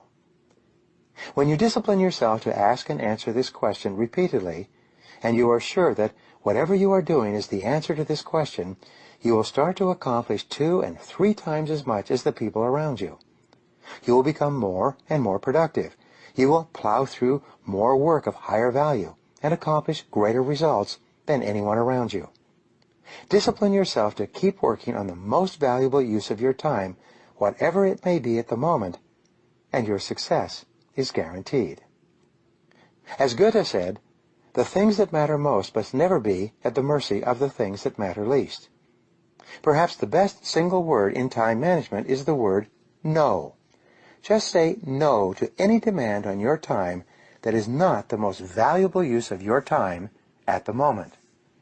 The good news is that time management is a skill and a discipline that you can learn with practice.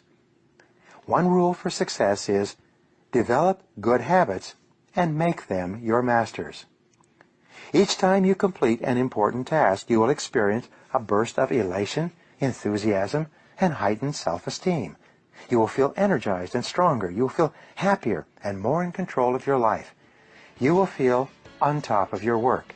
You will be even more motivated to start in on and complete your next major task.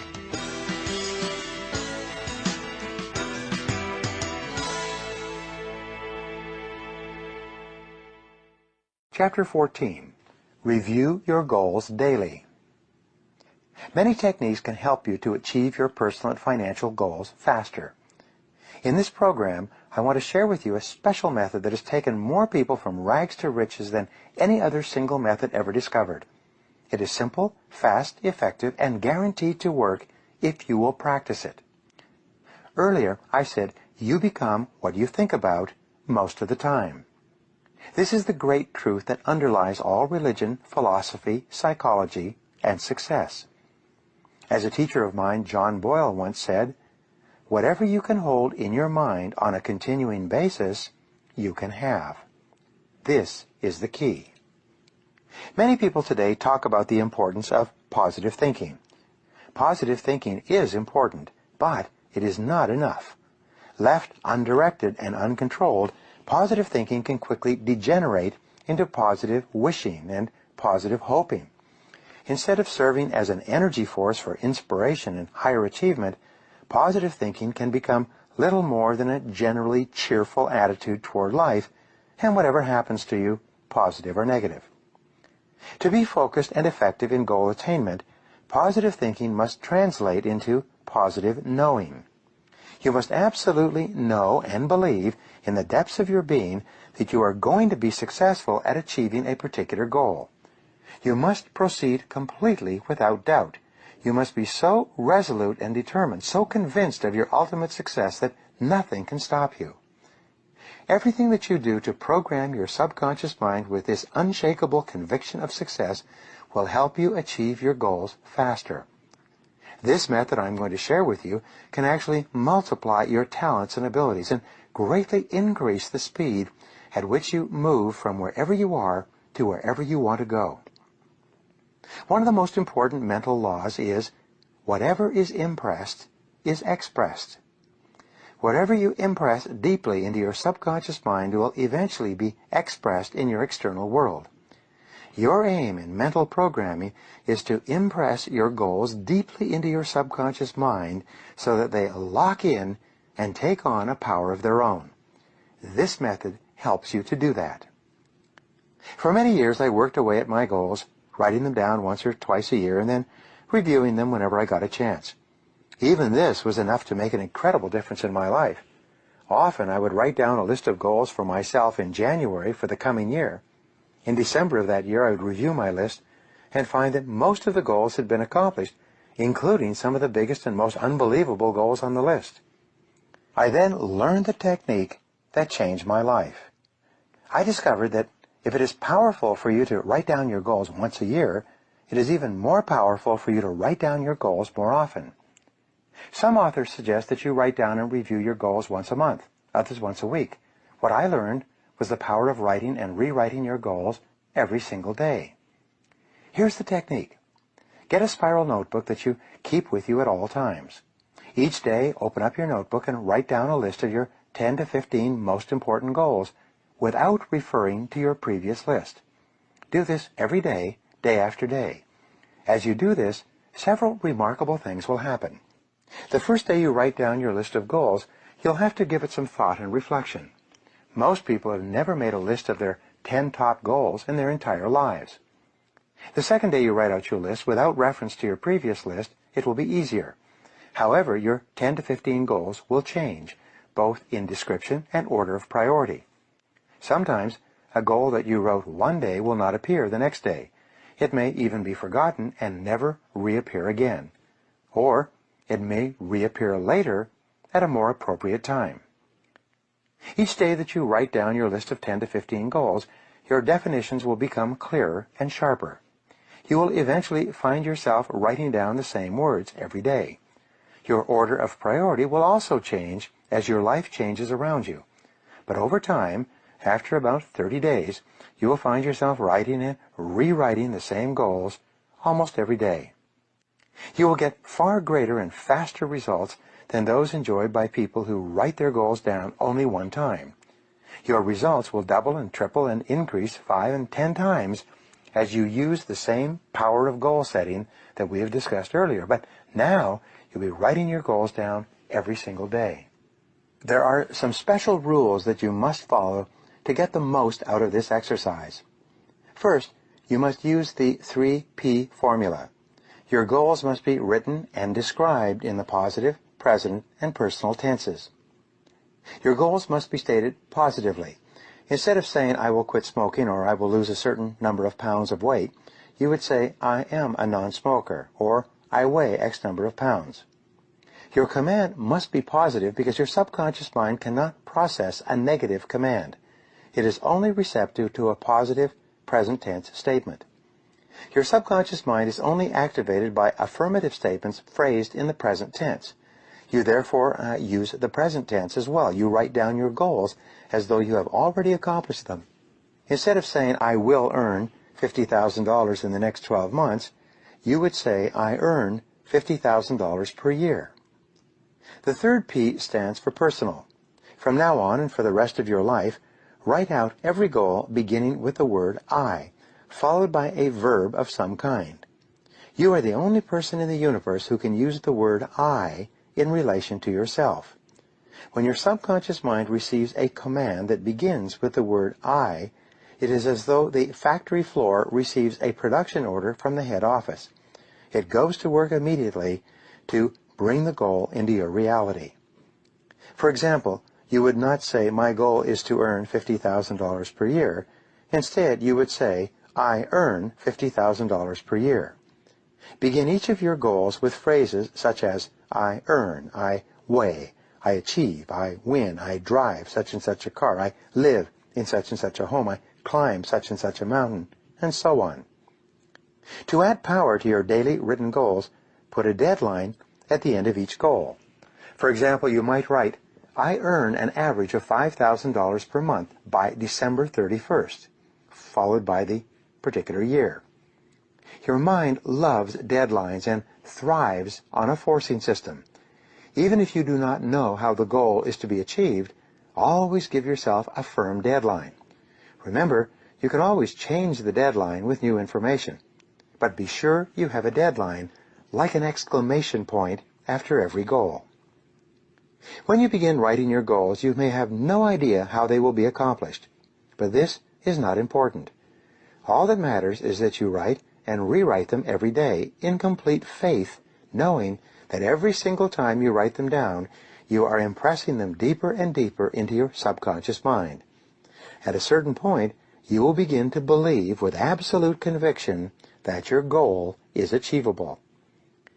Once your subconscious mind accepts your goals as commands from your conscious mind, it will start to make all your words and actions fit a pattern consistent with those goals. Your subconscious mind will start attracting into your life people and circumstances who can help you to achieve your goal. Your subconscious mind works 24 hours a day, like a massive computer that is never turned off, to help bring your goals into your reality. Almost without your doing anything, your goals will begin to materialize in your life, sometimes in the most remarkable and unexpected ways. Whenever you write down a new goal of any kind, you may be skeptical and doubtful about the likelihood of accomplishing it. You may have the idea in your conscious mind, but you will not yet have developed the total belief and conviction that it is possible for you. This is normal and natural. Just don't let it stop you from using this method every day. All that is required to make this method work for you is to get a spiral notebook and then to discipline yourself each day to write down your 10 goals in the positive, present, personal tense. That's all you need. In a week, a month, or a year, you will look around you and see that your whole life will have transformed in the most remarkable ways.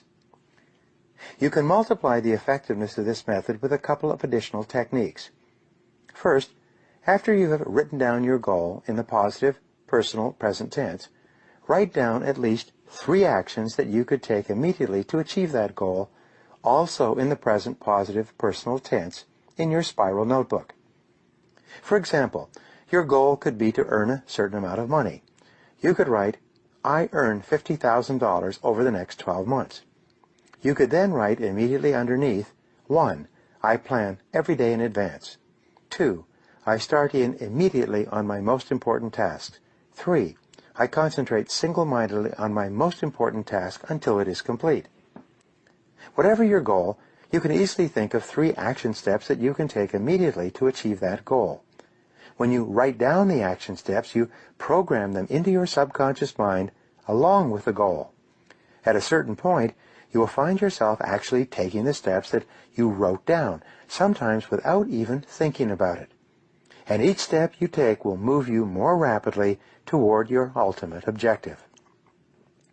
There are 2 times of the day that are ideal for writing and rewriting your goals. These are the last thing in the evening before you go to bed and the first thing in the morning before you start off. When you rewrite and review your goals in the evening, you program them into your subconscious mind. Your subconscious mind then has an opportunity to work on your goals all night long while you are sleeping. You will often arise with wonderful ideas for things to do or people to call to help you to achieve your goals. When you rewrite and review your goals in the morning before you start off, you set yourself up for positive thinking and positive acting all day long. Just as physical exercise in the morning warms up your physical body and muscles, reviewing your goals in the morning warms up your mind and prepares you to be at your best throughout the day. The sum total result of rewriting and reviewing your goals each day, morning and evening, is that you will impress them ever more deeply into your subconscious mind. You will gradually move from positive thinking to positive knowing. You will develop a deep and unshakable conviction that your goals are attainable and that it is only a matter of time before you achieve them. And you will be right.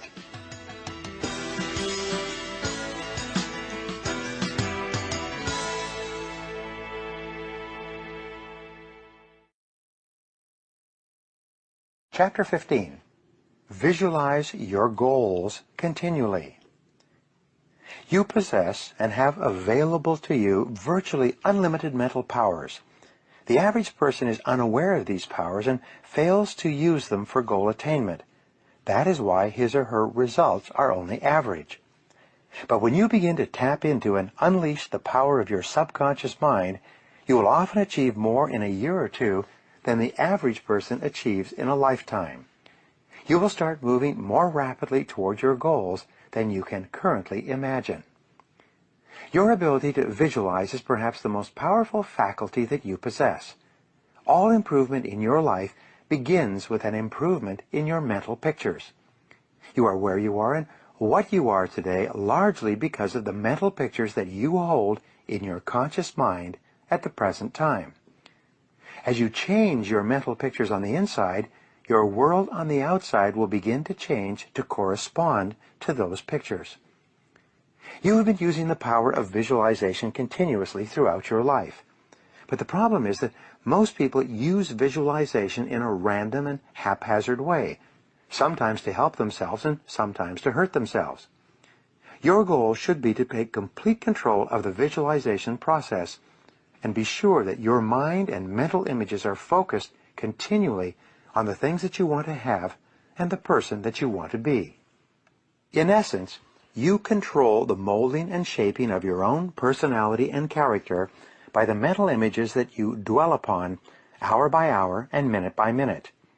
By changing your mental images, you change the way you think, feel, and act. You change the way that you treat other people and the way they respond to you. You change your performance and your results. You can actually remake yourself in the image of the very best person that you can imagine yourself becoming. This is all part of the constructive use of visualization. In professional athletics, there's a training method called mental rehearsal.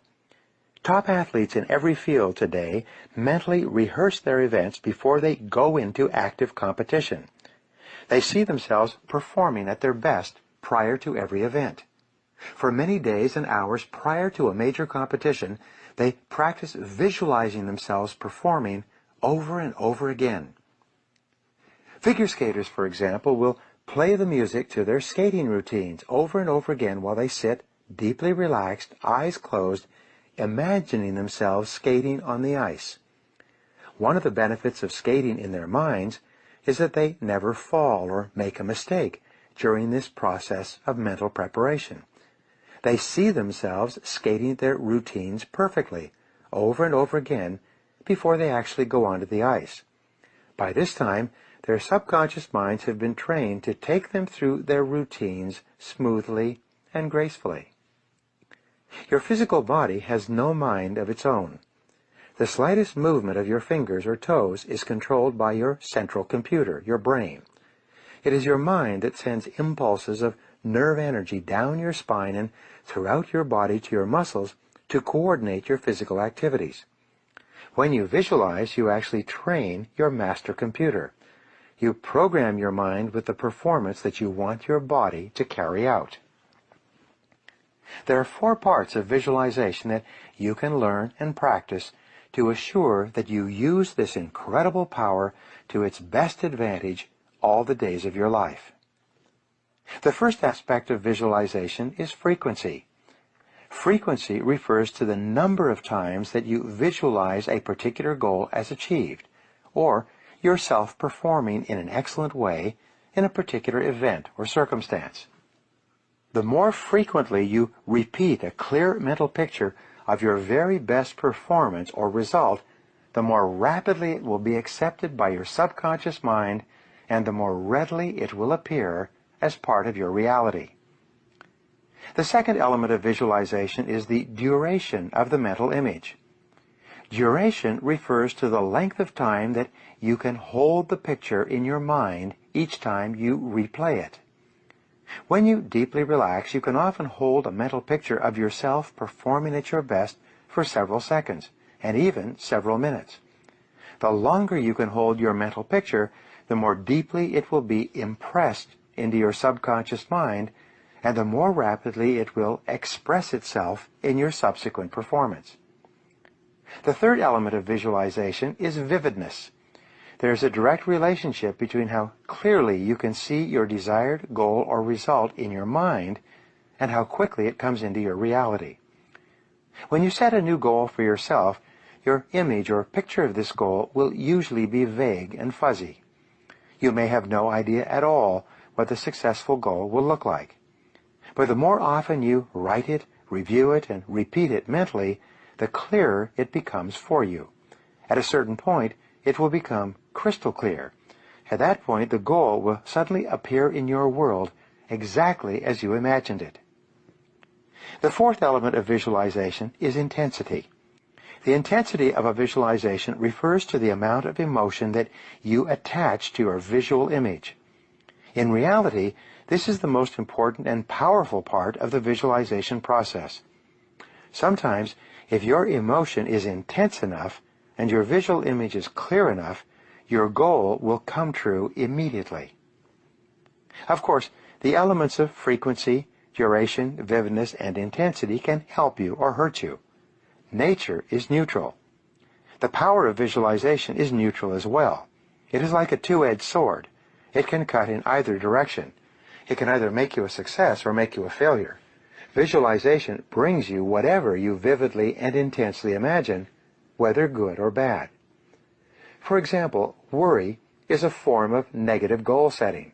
It is the process of thinking about, imagining, and visualizing, combined with feelings of fear and anxiety, exactly those things that you don't want to happen. But, because visualization is neutral, when you worry, you are using this power in a negative way. Exactly those things that you don't want will be attracted into your life. In every area of your life, you can use visualization to make it better. Earlier in this book, I talked about the use of idealization. This process involves creating an ideal picture of what you would like your life to look like sometime in the future. Idealizing is just another version of visualizing. Remember, you can't hit a target that you can't see. But if you're absolutely clear about what you want, you will eventually achieve it sooner or later. As with goal setting, the two best times to visualize are late in the evening or early in the morning. When you visualize your goals as if they already existed before you go to sleep, your subconscious mind accepts them at a deeper and deeper level. It then adjusts your words and actions during the day so that you do and say more and more of those things that will make your goals into realities. Another time to visualize is first thing in the morning, before you start out. Clear mental images of what you want to accomplish during the day will make it far more likely that you achieve those results exactly as you imagined and on schedule. All improvement in your life starts with an improvement in your mental pictures. Start today to flood your mind with pictures of the person you want to be, the life you want to live, and the goals you want to achieve. Cut out pictures from magazines and newspapers that are consistent with your goals and desires. Post them everywhere.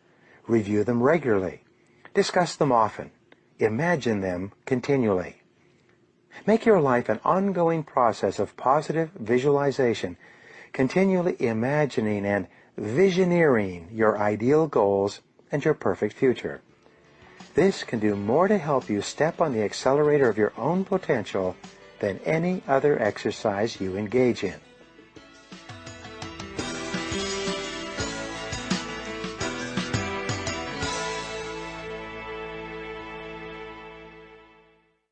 Chapter 16. Activate your superconscious mind. All important breakthroughs in all fields throughout history have been the result of superconscious functioning. Whenever you have suddenly originated a great idea or insight that solved a problem or resolved a dilemma, you have had a superconscious experience. Great scientific breakthroughs, like the discovery of DNA, or the breakthrough idea combining ceramics with electricity that led to the discovery of superconductivity, were superconscious in origin. The great musicians tapped into and used their superconscious minds repeatedly in the creation of their compositions. Mozart, for example, could see an entire opera in his mind, note perfect, before he began writing.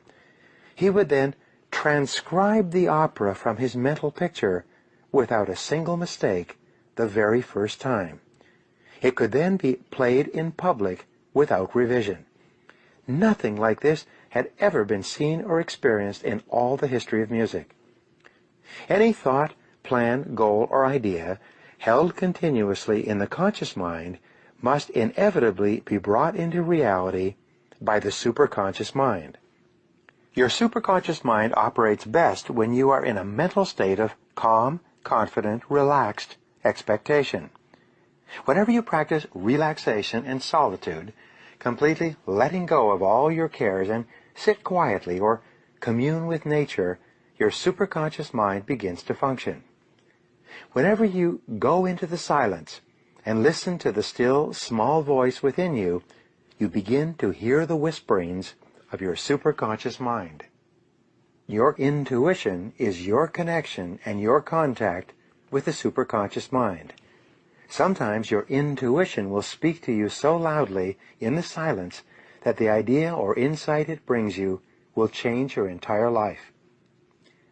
The superconscious mind explains two phenomena that you experience regularly throughout your life: serendipity and synchronicity.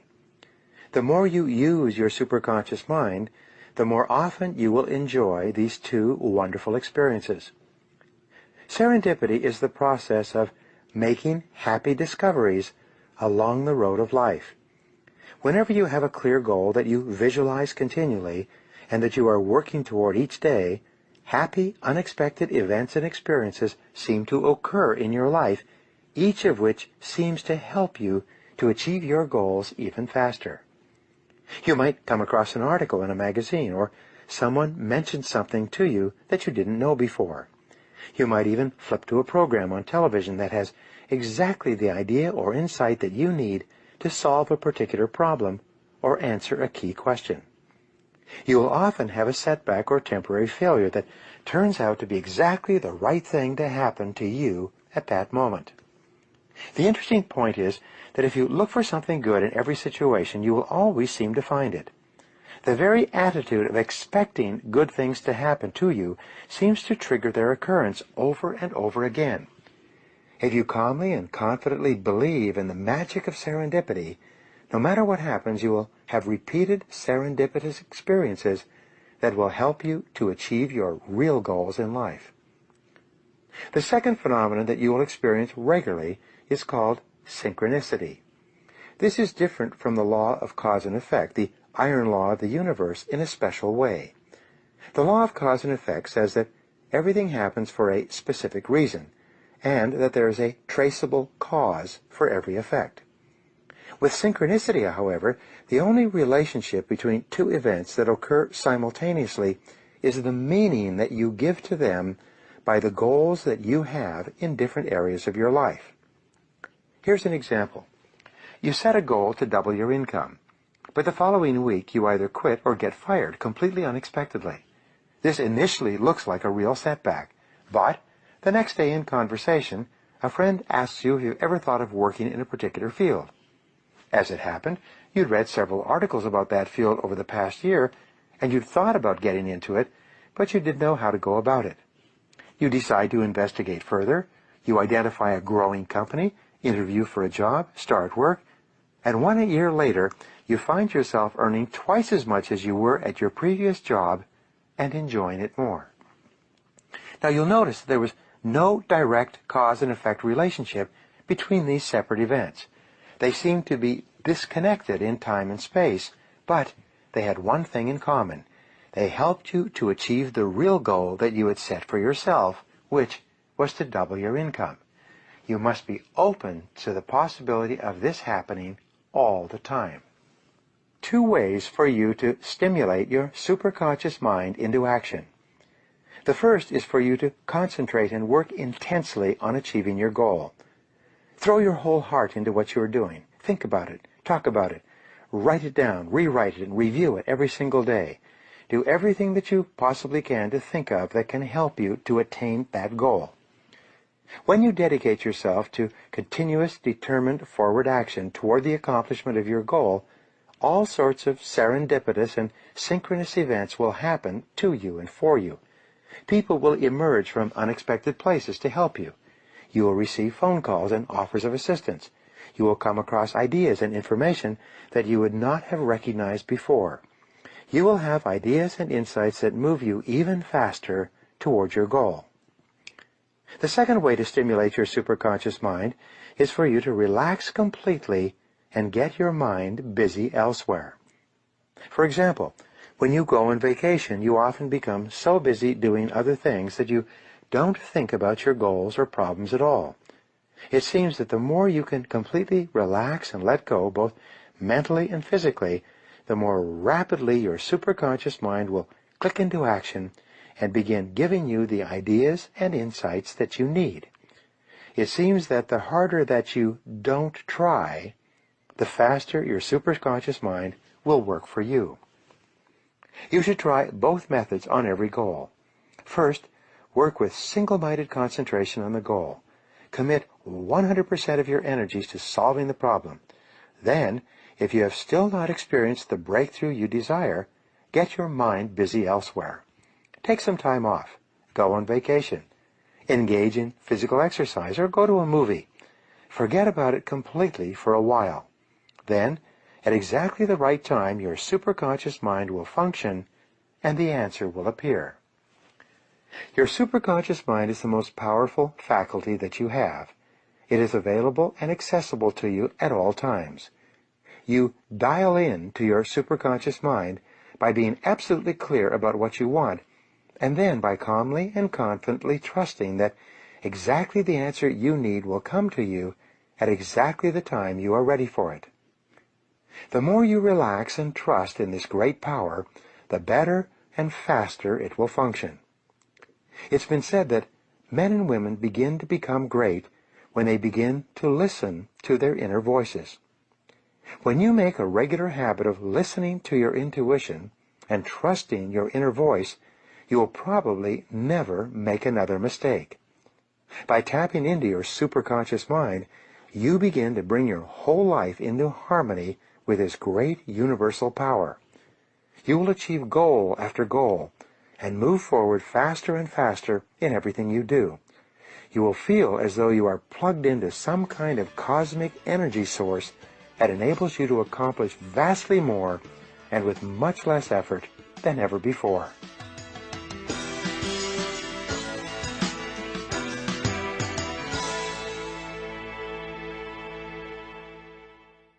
Chapter 17. Remain flexible at all times. Today, perhaps the most important factor affecting your life is the speed of change. By its very nature, change is unpredictable, often forcing us to scrap our very best plans and ideas overnight as a result of a completely new and unexpected development coming from a new and unexpected direction. As a result, we have to remain flexible in our thinking and in our possible courses of action. Change causes enormous stress for people who are fixed or rigid in their beliefs about how things should be. They fall in love with what they are doing, with their current methods and processes, and are unwilling to change even in the face of overwhelming evidence that it's now necessary. Don't let this happen to you. The only real question you should be asking about what you are doing is, does it work? Is it achieving the end results desired? Based on the current situation, is this the best course of action? The only measure of the rightness or wrongness of a particular decision or course of action is its effectiveness in accomplishing the result desired, or in achieving the goal that you have set. Keep asking, does it work? To remain flexible, you must be constantly open, alert to new ideas, information, and knowledge that can help you or hurt you in your business or in the achievement of your goals. One new idea can be enough to make or lose you a fortune. One idea can start you on the road to riches or knock you off it. One piece of information at the right time can save you enormous amounts of time, trouble, and money. Lack of that information can cost you a fortune. Don't let your ego cloud your judgment or your common sense. Be more concerned with what's right rather than who's right. You must be open to the fact that most of your decisions will turn out to be wrong in the fullness of time. Be prepared to be flexible, especially in the face of new information, technology, or competition. There are 3 statements that you can learn to say over and over to remain flexible in turbulent times. Here they are. The first is, I was wrong. Most people would rather bluff, bluster, and deny rather than to admit that they were wrong. What makes the refusal to admit that you are wrong even worse is when everyone around you already knows that you are wrong. You are the only one who is fooling anyone, and that one person you are attempting to fool is yourself. When you realize that you are wrong, the smartest thing you can do is to admit it quickly, solve the problem, and get on with achieving the goal or result in a different way. It's been estimated that as much as 80% of the time and energy of the key people in large companies and organizations is devoted to covering up the fact that they are wrong and they don't want to admit it. Many companies, small and large, have actually gone bankrupt because of a refusal or failure to admit an obvious mistake. The second statement that you must learn to say to remain flexible is, I made a mistake. It is absolutely amazing how much time, energy, and money is wasted because someone's ego is so large that they will not admit that they have made a mistake, even one that is obvious to everyone around them. Once you say the words, I was wrong, or I made a mistake, the issue is largely over. From then on, everybody can get on with resolving the problem or achieving the goal. But as long as a key person is unwilling to admit that he or she has taken the wrong course, everything comes to a stop. The third statement you should learn to say quickly and easily is, I changed my mind. If you get new information that contradicts the information upon which you made a previous decision, be prepared to admit candidly that, I changed my mind. It's not a weakness or a character flaw to be wrong, to make a mistake, or to change your mind. In fact, in a time of rapid change, in the areas of knowledge, technology, and competition, it's a mark of courage, character, and flexibility to be willing to cut your losses quickly and practice the reality principle in everything you do. Be willing to deal with the world as it is rather than the way you wish it were or the way that it might have been in the past. Face the truth, whatever it is. Be honest with yourself and everyone around you. Always be open to re-evaluating your goals and objectives in the light of new information, technology, or competition. Based on what you now know, is this the best course of action? If it is not, what else should you do? What else could you do? If it is a goal, and the circumstances under which you made the goal have changed dramatically, be sure that you still want the goal badly enough to struggle and sacrifice for it. Be willing to drop it and set a new goal if you've changed your mind, or if the goal is no longer as important to you today as it once was. In a time of rapid change, resolve to be the first to recognize and embrace change when it occurs. Expect it as part of the normal and natural course of events. Refuse to be surprised or upset when things do not work out the way you thought they would or should. Especially, be flexible with the important people in your life, your family, your friends, your co-workers, and your customers. Be open to differing points of view and different ideas. Be continually willing to admit that you could be wrong, because you often are. One of the characteristics of the best leaders is that they are good listeners. They ask a lot of questions, and they take in all the information possible before making up their minds or coming to a final conclusion. They also admit failure and cut their losses quickly when they make a mistake so that they can move on to bigger and better things. When you set a new goal for yourself, you will have a general idea of the steps you should take and the direction you should pursue. But almost inevitably, as you start off, you will run into unexpected roadblocks that make it impossible to continue in that direction. However, by some miracle, just as you reach a wall, another door of opportunity will open up along the corridor to success. Because you are flexible, you will quickly take advantage of the new opportunity and begin moving in that direction, developing that new product or service, selling into that new market or customer base. And as you move down this new corridor, you will run into another obstacle or roadblock that might again block your progress. Just as you hit this new wall or obstruction, however, another opportunity will open up for you and take you down a different corridor towards your goal. This may happen several times with several false starts. In almost every case, you will achieve your greatest success in an area very different from what you initially thought when you started out. You will achieve your greatest business and personal successes doing things that are very different from what you had initially planned. The key is to remain flexible. Here's the most important rule of flexibility. Be clear about your goal, but be flexible about the process of achieving it. Always be open to the influence of your superconscious mind. Remain sensitive to the possibility of serendipitous and synchronous events. Be open to ideas, inspirations, and inputs from other people.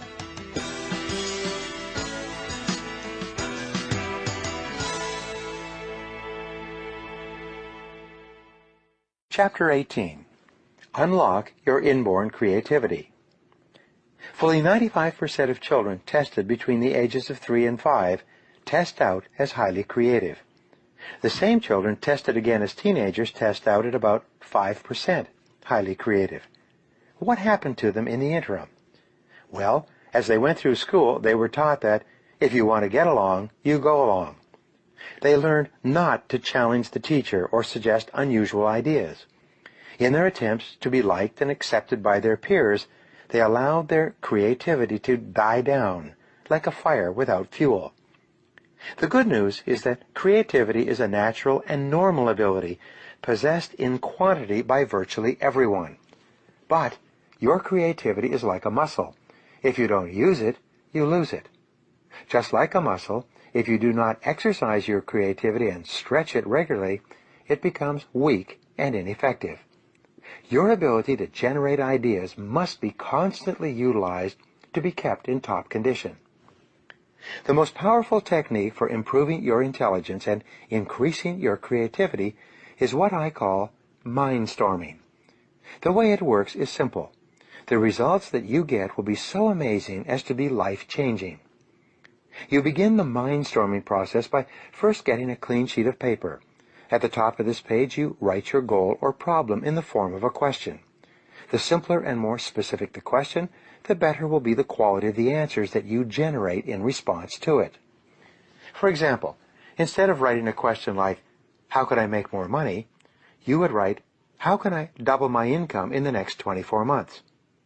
Even better, if you are earning $50,000 per year today, your question should be, "How can I earn $100,000 per year by December 31st of a specific year?" Each of your answers should be written using the 3P formula. It should be personal, positive, and in the present tense. In other words, your answers should be written as affirmations or instructions from your conscious mind to your subconscious mind. Once you have written your question at the top of the page, you then discipline yourself to generate at least 20 answers to that question.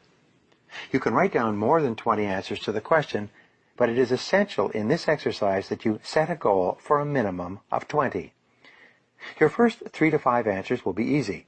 You will quickly come up with answers like work harder, start earlier, stay later, work on higher value tasks. Your next 5 answers will be more difficult. You will have to drill down and dig deeper to come up with less obvious ways but more creative ways to answer your question. Your last 10 answers will be the most difficult of all. Many people find this part of the exercise so difficult that their minds go blank. Their eyes glaze over. They become lightheaded with a rush of blood to their brains that takes place when you begin this process of pumping mental iron. However, no matter how long it takes, especially the first few times you practice this exercise, you must discipline yourself to keep writing until you have at least 20 answers. Sometimes the 20th answer that you generate will be the breakthrough answer that enables you to save yourself thousands of dollars and many hours of hard work. Often, your last answer is the inspired idea that changes your whole life and career. Once you have 20 answers, go back over your list and review your answers. Then, select at least one action that you can take immediately to begin moving yourself more rapidly toward your goal or toward solving the problem. You can multiply the effectiveness of this process by taking the very best answer that you identified in the first list of 20 and writing it at the top of a fresh sheet of paper in the form of a question. Then, see if you cannot generate 20 answers to that question as well. This combination exercise will rev you up mentally, like stepping on the accelerator of a car while the transmission is in neutral. Your mind will sparkle and dance with mental energy and bristle with ideas like the bright lights of a Christmas tree. For example, your first question could be, how can I double my income to $100,000 over the next 24 months? One of your answers could be, I work 2 extra hours each day. You could then transfer this answer to a new sheet of paper and phrase it as a question. What can I do to get 2 extra hours of productive time each day? You can then begin writing 20 different things that you can do to save time, gain time, and spend 2 additional hours on productive work each day. Whatever answer you choose, put it into action immediately. Do something, do anything. The faster you take action on this exercise, the greater and more continuous will be the flow of ideas as you go throughout the day. If you generate these ideas and then do nothing with them, the creative flow will slow down and stop. The very best time to do this exercise is first thing in the morning, right after you have rewritten your goals in your spiral notebook. Each morning, you can take one goal, rewrite it as a question, and then generate 20 answers to that question. You can then immediately get busy and implement one of your answers. You can perform this exercise repeatedly on the same goal if the goal is big enough and important enough to you. Don't worry about writing down the same answers over and over again. The more you practice this exercise, the more likely it is that you will trigger completely unexpected breakthrough ideas. This may require several days or even weeks of work, before the flash of inspiration takes place. You must be patient and determined. It will come. As I mentioned before, successful people are intensely solution-oriented. The fact is that life is a continuous succession of problems and difficulties without end. This river of problems is only interrupted by the occasional crisis, which makes the problem seem small in comparison, at least for a little while. In fact, if you are living a busy life, you will probably experience a crisis of some kind every 2 to 3 months throughout your life. You will have business crises, family crises, financial crises, health crises, and other crises. The problems and crises never stop. They keep coming like the waves of the ocean. The only thing you can control is your responses to these problems and crises, and therein lies the key to your success. Successful people respond effectively to problems. Ineffective people do not. Successful people take a deep breath, relax, and think clearly. They look for the good in every situation. They seek the valuable lesson. Above all, they focus on the solution, on what can be done, rather than what has happened and who is to blame. Just as there is a process for solving mathematical problems, there is a process for solving business and life problems as well. It requires that you approach the business of problem-solving systematically and in an organized fashion. Here are the steps that you can follow. Step 1. Define the problem clearly. A problem properly defined is half solved. It is absolutely amazing how much time is wasted floundering around looking for a solution when no one is quite clear about the problem. Step 2. Ask, what are all the possible causes of this problem? Look for both the obvious and the not-so-obvious causes of the problem. How did it begin? What are its origins? What triggered it in the first place? What is the critical variable that changed to cause the problem to happen in the first place? What assumptions were made that led to the problem? Step 3. Ask, what are all the possible solutions? Avoid the natural tendency of most human beings to leap from a problem definition to a conclusion regarding a solution of some kind. Always ask, what else is the solution? Sometimes the best solution is to do nothing at all. Sometimes the best solution is to gather more information. Sometimes the best solution is to realize that this is not your problem and pass it on to someone else whose responsibility it really is. Step 4. Once you have identified several possible solutions, ask, what must this solution accomplish? The only way you can judge the attractiveness of a solution is to determine in advance what you want the solution to accomplish. You've heard it said that the operation was a success, but the patient died. It's very common for us to initiate a solution and implement it, but the problem is not only not solved, but it is worse than it was before we took action in the first place. Be sure that the solution you select will accomplish the purpose you had in mind when you started on the problem-solving exercise in the first place. Step 5. Once you have decided on the ideal solution, assign specific responsibility, or take responsibility yourself for implementing the solution. Set a deadline for implementation.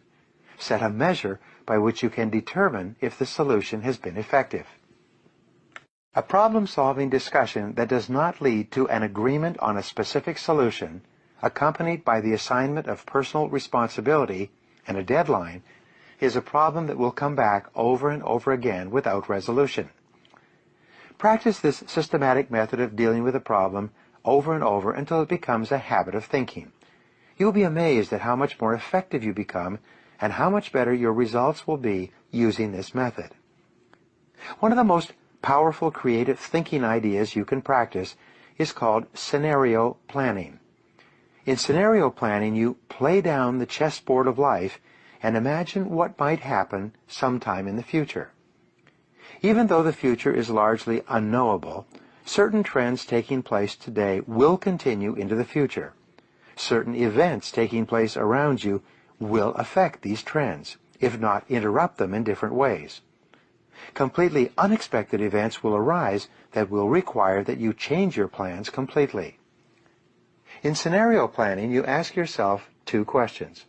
First, what are the 3 worst things that could possibly happen in the months or years ahead that would negatively affect my business or my personal life? Write them down. Be brutally honest with yourself. Refuse to wish or hope for the best. For example, imagine that your best customer went out of business or was unable to pay you for the products or services that you had sold to him. What would you do? How would you react? What steps could you take to guard against this eventuality? Next, ask yourself, what are the 3 best things that could possibly happen to me in the months and years ahead? With your answers to either of these questions, you can use mindstorming to prepare yourself for any eventuality. If it's a potential setback, ask yourself, how could we guard against this setback? Then, generate 20 answers to this question. If it's a possible opportunity, ask yourself, how could we increase the likelihood of this opportunity taking place, or take advantage of this opportunity as it is today? Write out 20 answers to this question as well. Each time you ask yourself one of these questions, like an electric spark, you will trigger ideas and insights. The more you think about these key questions, the more you will activate your superconscious mind to give you insights and flashes of inspiration that will enable you to seize opportunities or avoid dangers. One of the most important parts of your personal philosophy should revolve around the development of options. The rule is, you are only as free as your well-developed alternatives. If your goal is to be happy, successful, and free, you must have choices. There must be more than one thing that you can do in every situation, and your job is to think about what that might be.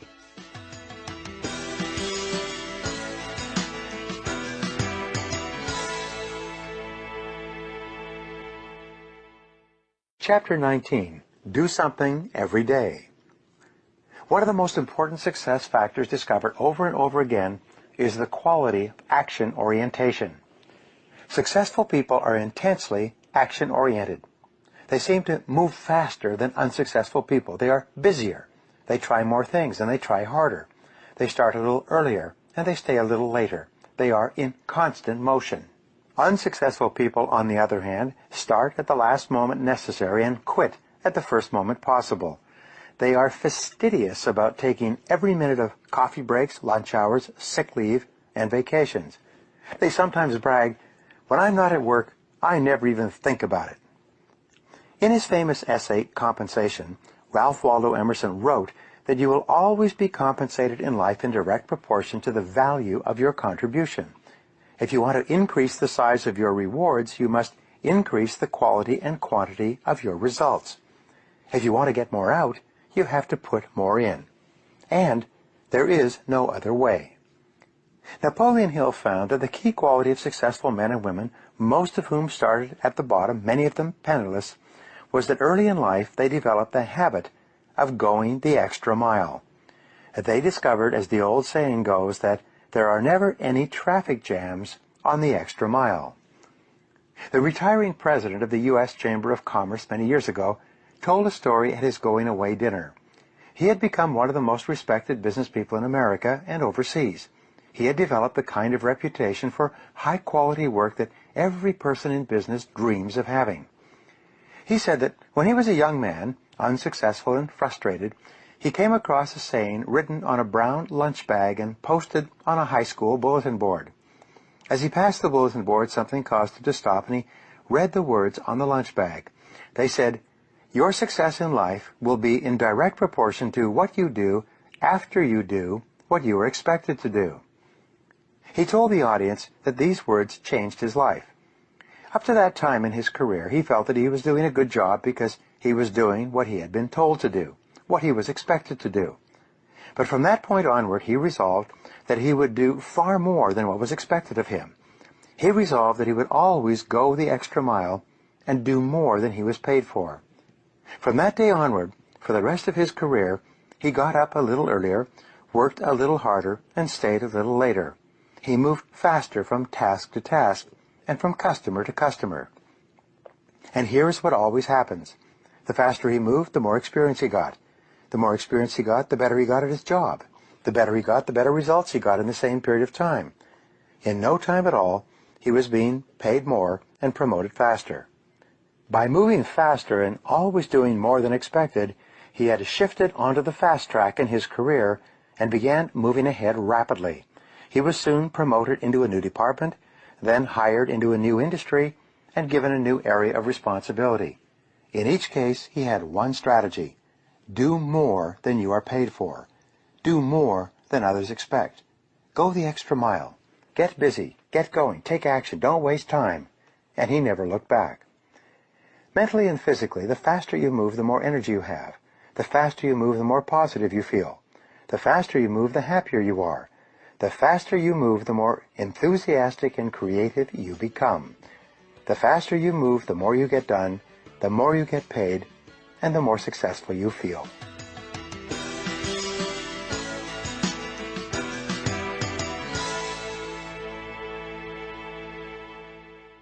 Chapter 20. Persist until you succeed. Every great success in your life will represent a triumph of persistence. Your ability to decide what you want, to begin, and then to persist through all obstacles and difficulties until you achieve your goals is the critical determinant of your success. And the flip side of persistence is courage. Perhaps the greatest challenge you will ever face in life is the conquest of fear and the development of the habit of courage. Winston Churchill once wrote, "Courage is rightly considered the foremost of the virtues, for upon it all others depend." Fear is and always has been the greatest enemy of mankind. When Franklin D. Roosevelt said, "The only thing we have to fear is fear itself," he was saying that the emotion of fear, rather than the reality of what we fear, is what causes us anxiety, stress, and unhappiness. When you develop the habit of courage and unshakable self-confidence, a whole new world of possibilities opens up for you. Just think, what would you dare to dream, or be, or do, if you weren't afraid of anything in the whole world?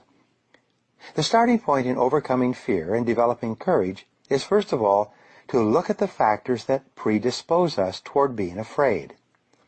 As we know, the root source of fear is childhood conditioning, usually destructive criticism from one or both parents, that causes us to experience two types of fear.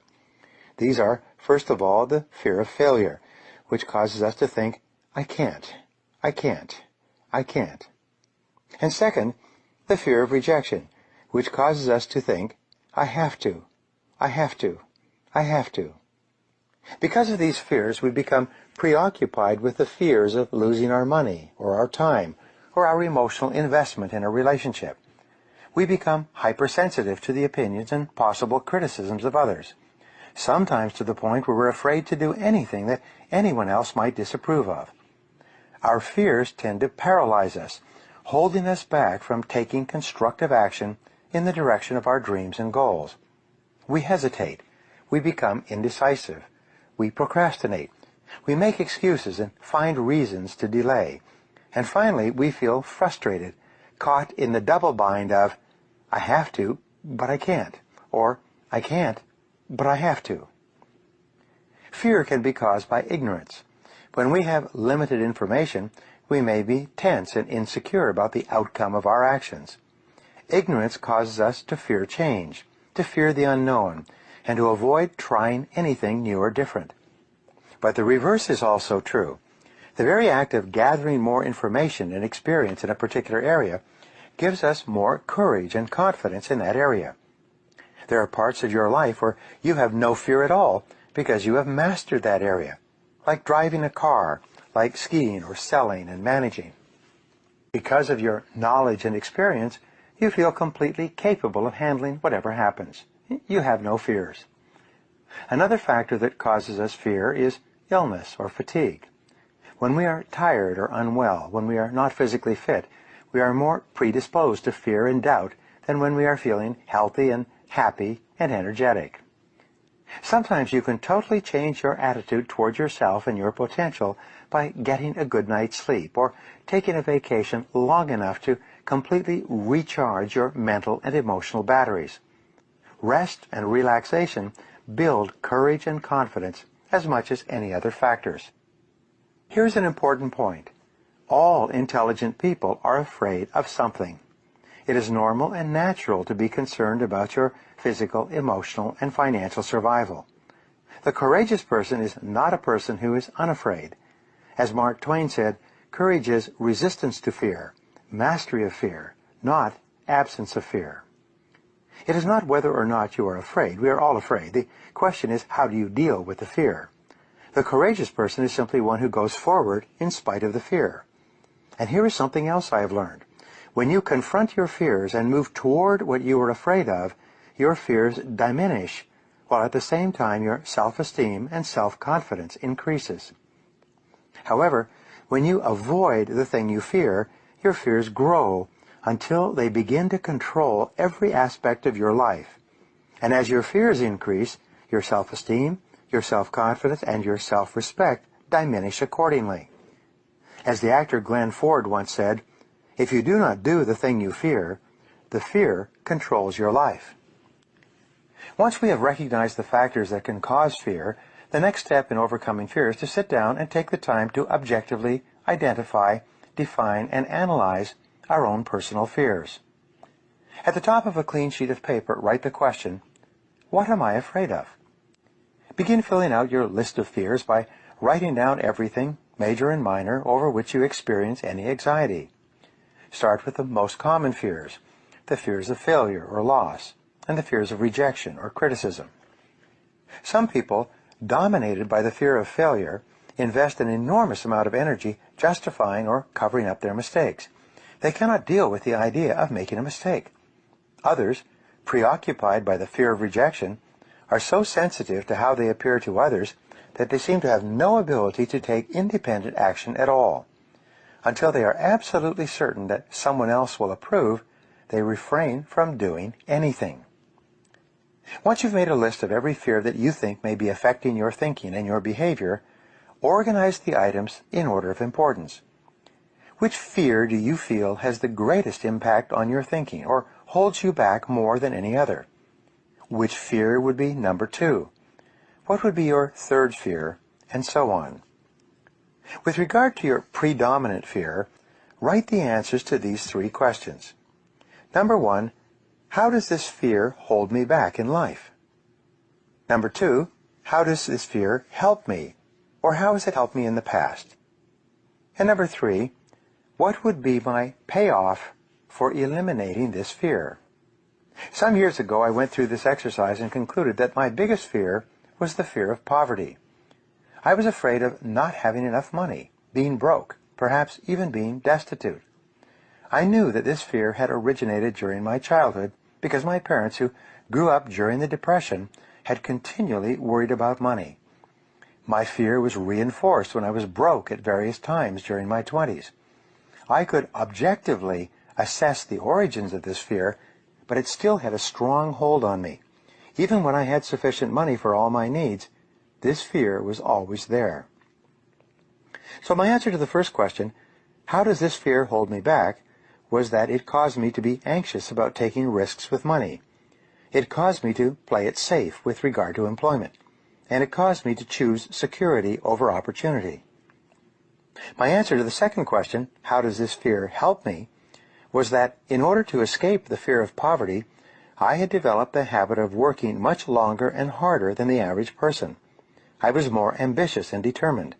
I took much more time to study and learn about the various ways that money could be made and invested. The fear of poverty was, in effect, driving me toward financial independence. When I answered the third question, what would be my payoff for overcoming this fear, I immediately saw that I would be willing to take more risks, that I would be more aggressive in pursuing my financial goals. I could and would start my own business, and I would not be so tense and concerned about spending too much or having too little. Especially, I would no longer be so concerned about the price of everything. By objectively analyzing my biggest fear in this way, I was able to begin the process of eliminating it, and so can you.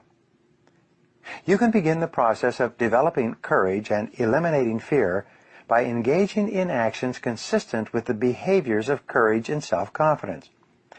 Anything that you practice over and over eventually becomes a new habit.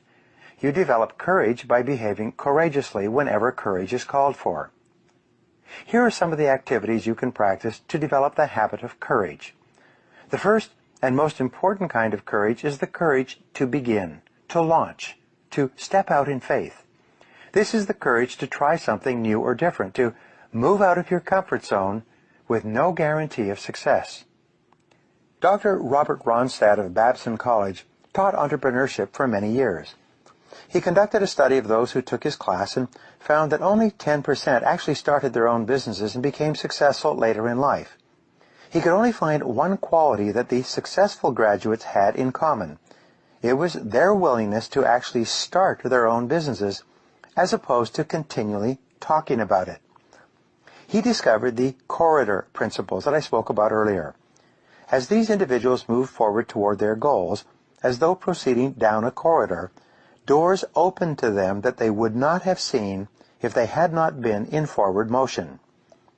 It turned out that the graduates of his entrepreneurship course who had done nothing with what they had learned were still waiting for things to be just right before they began.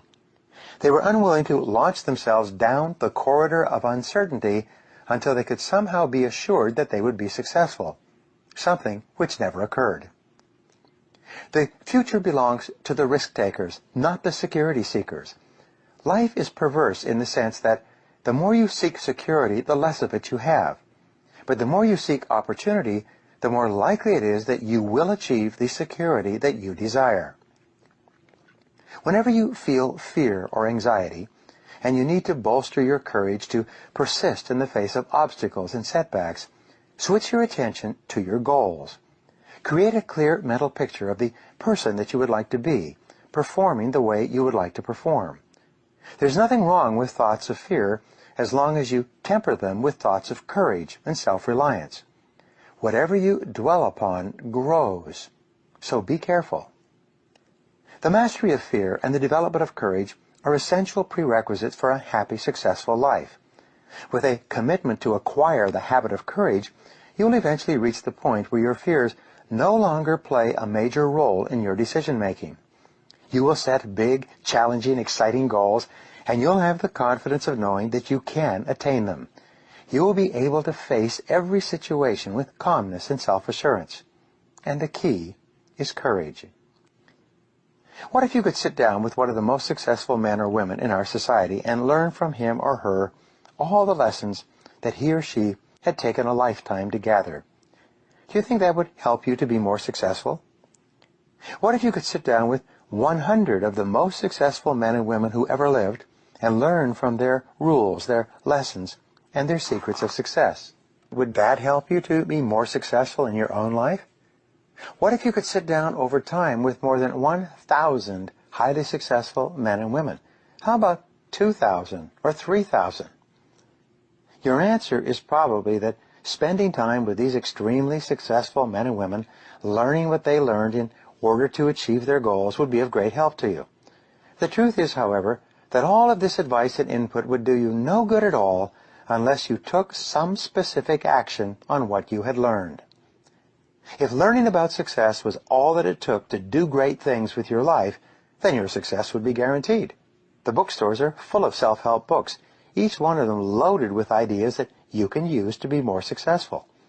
The fact is, however, that all of the best advice in the world will only help you if you can motivate yourself to take persistent, continuous action in the direction of your goals until you succeed.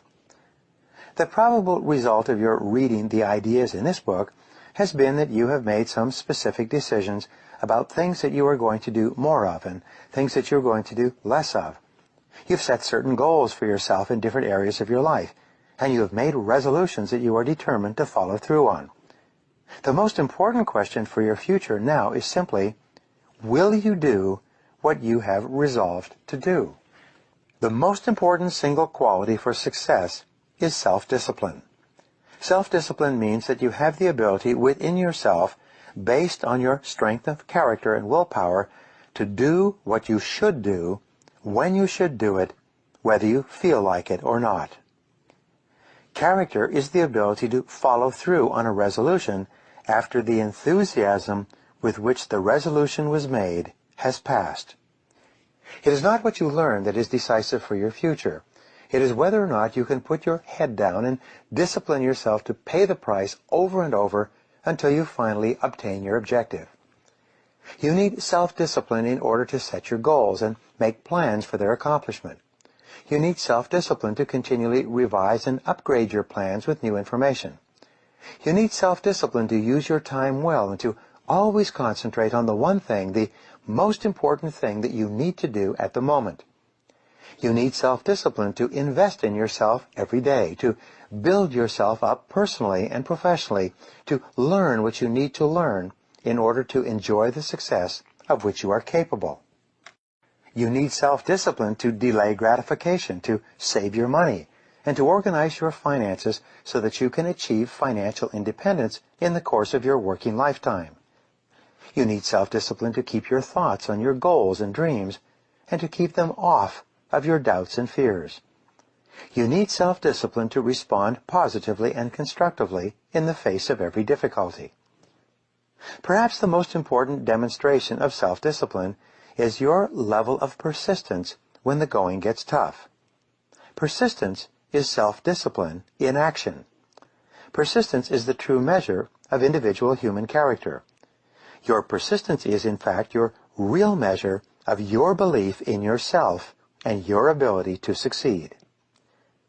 Each time that you persist in the face of adversity and disappointment, you build up the habit of persistence. You build pride, power, and self-esteem into your character and your personality. You become stronger and more resolute. You deepen your levels of self-discipline and personal strength. You develop in yourself the iron quality of success, the one quality that will carry you forward and over any obstacle that life can throw in your path. Successful people and entrepreneurs are all characterized by indomitable willpower and unshakable persistence. Here's a story for you. In 1895, America was in the grip of a terrible depression. A man living in the Midwest lost his hotel in the midst of this depression and decided to write a book to motivate and inspire others to persist and carry on in spite of the difficulties facing the nation. His name was Orison Swett Marden. He took a room above a livery stable, and for an entire year he worked night and day writing a book, which he entitled Pushing to the Front. Late one evening he finally finished the last page of his book, written by hand, and being tired and hungry, he went down the street to a small cafe for dinner. While he was gone for an hour, the livery stable caught on fire, and by the time he got back, his entire manuscript, more than 800 pages, had been destroyed by the flames. Nonetheless, drawing on his inner resources, he sat down and spent another year writing the book over again from scratch. When the book was finished, he offered it to various publishers, but no one seemed to be interested in a motivational book with the country in such a depression and unemployment so high. He then moved to Chicago and took another job. One day he mentioned this manuscript to a friend of his who happened to know a publisher. The book, Pushing to the Front, was subsequently published and became the runaway bestseller in the nation. Pushing to the Front was acclaimed by the leading business people and politicians in America as being the book that brought America into the 20th century. It exerted an enormous impact on the minds of decision-makers throughout the country and became the greatest single classic in all of personal development. People like Henry Ford, Thomas Edison, Harvey Firestone, and J.P. Morgan all read this book and were inspired by it. Orison Swett Marden says in his book that there are two essential requirements for success. The first is get-to-itiveness, and the second is stick-to-itiveness. Just like Confucius said more than 4,000 years ago, our greatest glory is not in never falling, but in rising every time we fall. Elbert Hubbard wrote, "There is no failure except in no longer trying. There is no defeat except from within, no really insurmountable barrier save our own inherent weakness of purpose."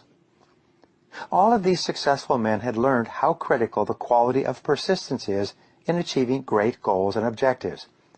Successful men and women are hallmarked by their incredible persistence, by their refusal to quit, no matter what the external circumstances. The one quality that absolutely guarantees success in business, in financial accumulation, and in life is this indomitable willpower and the willingness to stick at it when everything in you wants to stop and rest or go back and do something else.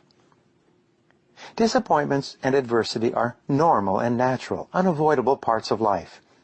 No matter how well you organize yourself and your activities, you will experience countless disappointments, setbacks, obstacles, and adversity over the course of your life. And the higher and more challenging the goals you set for yourself, the more disappointment and adversity you will experience. This is the paradox. It is impossible for us to evolve and grow and develop to our full potentials except to the degree to which we face adversity and learn from it. All of the great lessons of life come as the result of setbacks and temporary defeats which we have done our utmost to avoid. Adversity therefore comes unbidden, in spite of our best efforts. And yet, without it, we cannot grow into the kind of people who are capable of scaling the heights and achieving great goals. Throughout history, great thinkers have reflected on this paradox and have concluded that adversity is the test that you must pass on the path to accomplishing anything worthwhile. Herodotus, the Greek philosopher, said, "Adversity has the effect of drawing out strength and qualities of a man that would have lain dormant in its absence." The very best qualities of strength, courage, character, and persistence are brought out in you when you face your greatest challenges and you respond to them positively and constructively. Everyone faces difficulties every step of the way. The difference between the high achiever and the low achiever is simply that the high achiever utilizes adversity and struggles for growth, while the low achiever allows difficulties and adversity to overwhelm him or her and leaves him or her discouraged and dejected. The work by Abraham Zalesnik at Harvard proved that the way you respond to disappointment is usually an accurate predictor of how likely you are to achieve great success. If you respond to disappointment by learning the very most from it, and then by putting it behind you and pressing forward, you are very likely to accomplish great things in the course of your life. There's another remarkable discovery. Your greatest success almost invariably comes one step beyond where everything inside of you says to quit. Men and women throughout history have been amazed to find that their great breakthroughs came about as a result of persisting in the face of all disappointment and all evidence to the contrary. This final act of persistence, which is often called the persistence test, seems to precede great achievements of all kinds. H. Ross Perot, who started EDP Industries with $1,000 and who built it into a fortune of almost $3 billion, is one of the most successful self-made entrepreneurs in American history. He said this, "Most people give up just when they are about to achieve success. They quit on the 1-yard line. They give up at the last minute of the game, 1 foot away from the winning touchdown." You find this principle of persistence of keeping on in the life and work of countless great men and women. Florence Scovel Shinn wrote that every great work, every big accomplishment has been brought into manifestation through holding to the vision, and often, just before the big achievement comes, apparent failure and discouragement. What you do not see, what most people never suspect of existing, is the silent but irresistible power which comes to your rescue when you fight on in the face of discouragement. The power to hold on in spite of everything, to endure.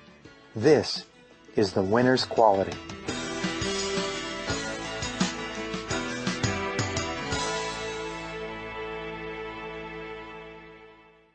Conclusion.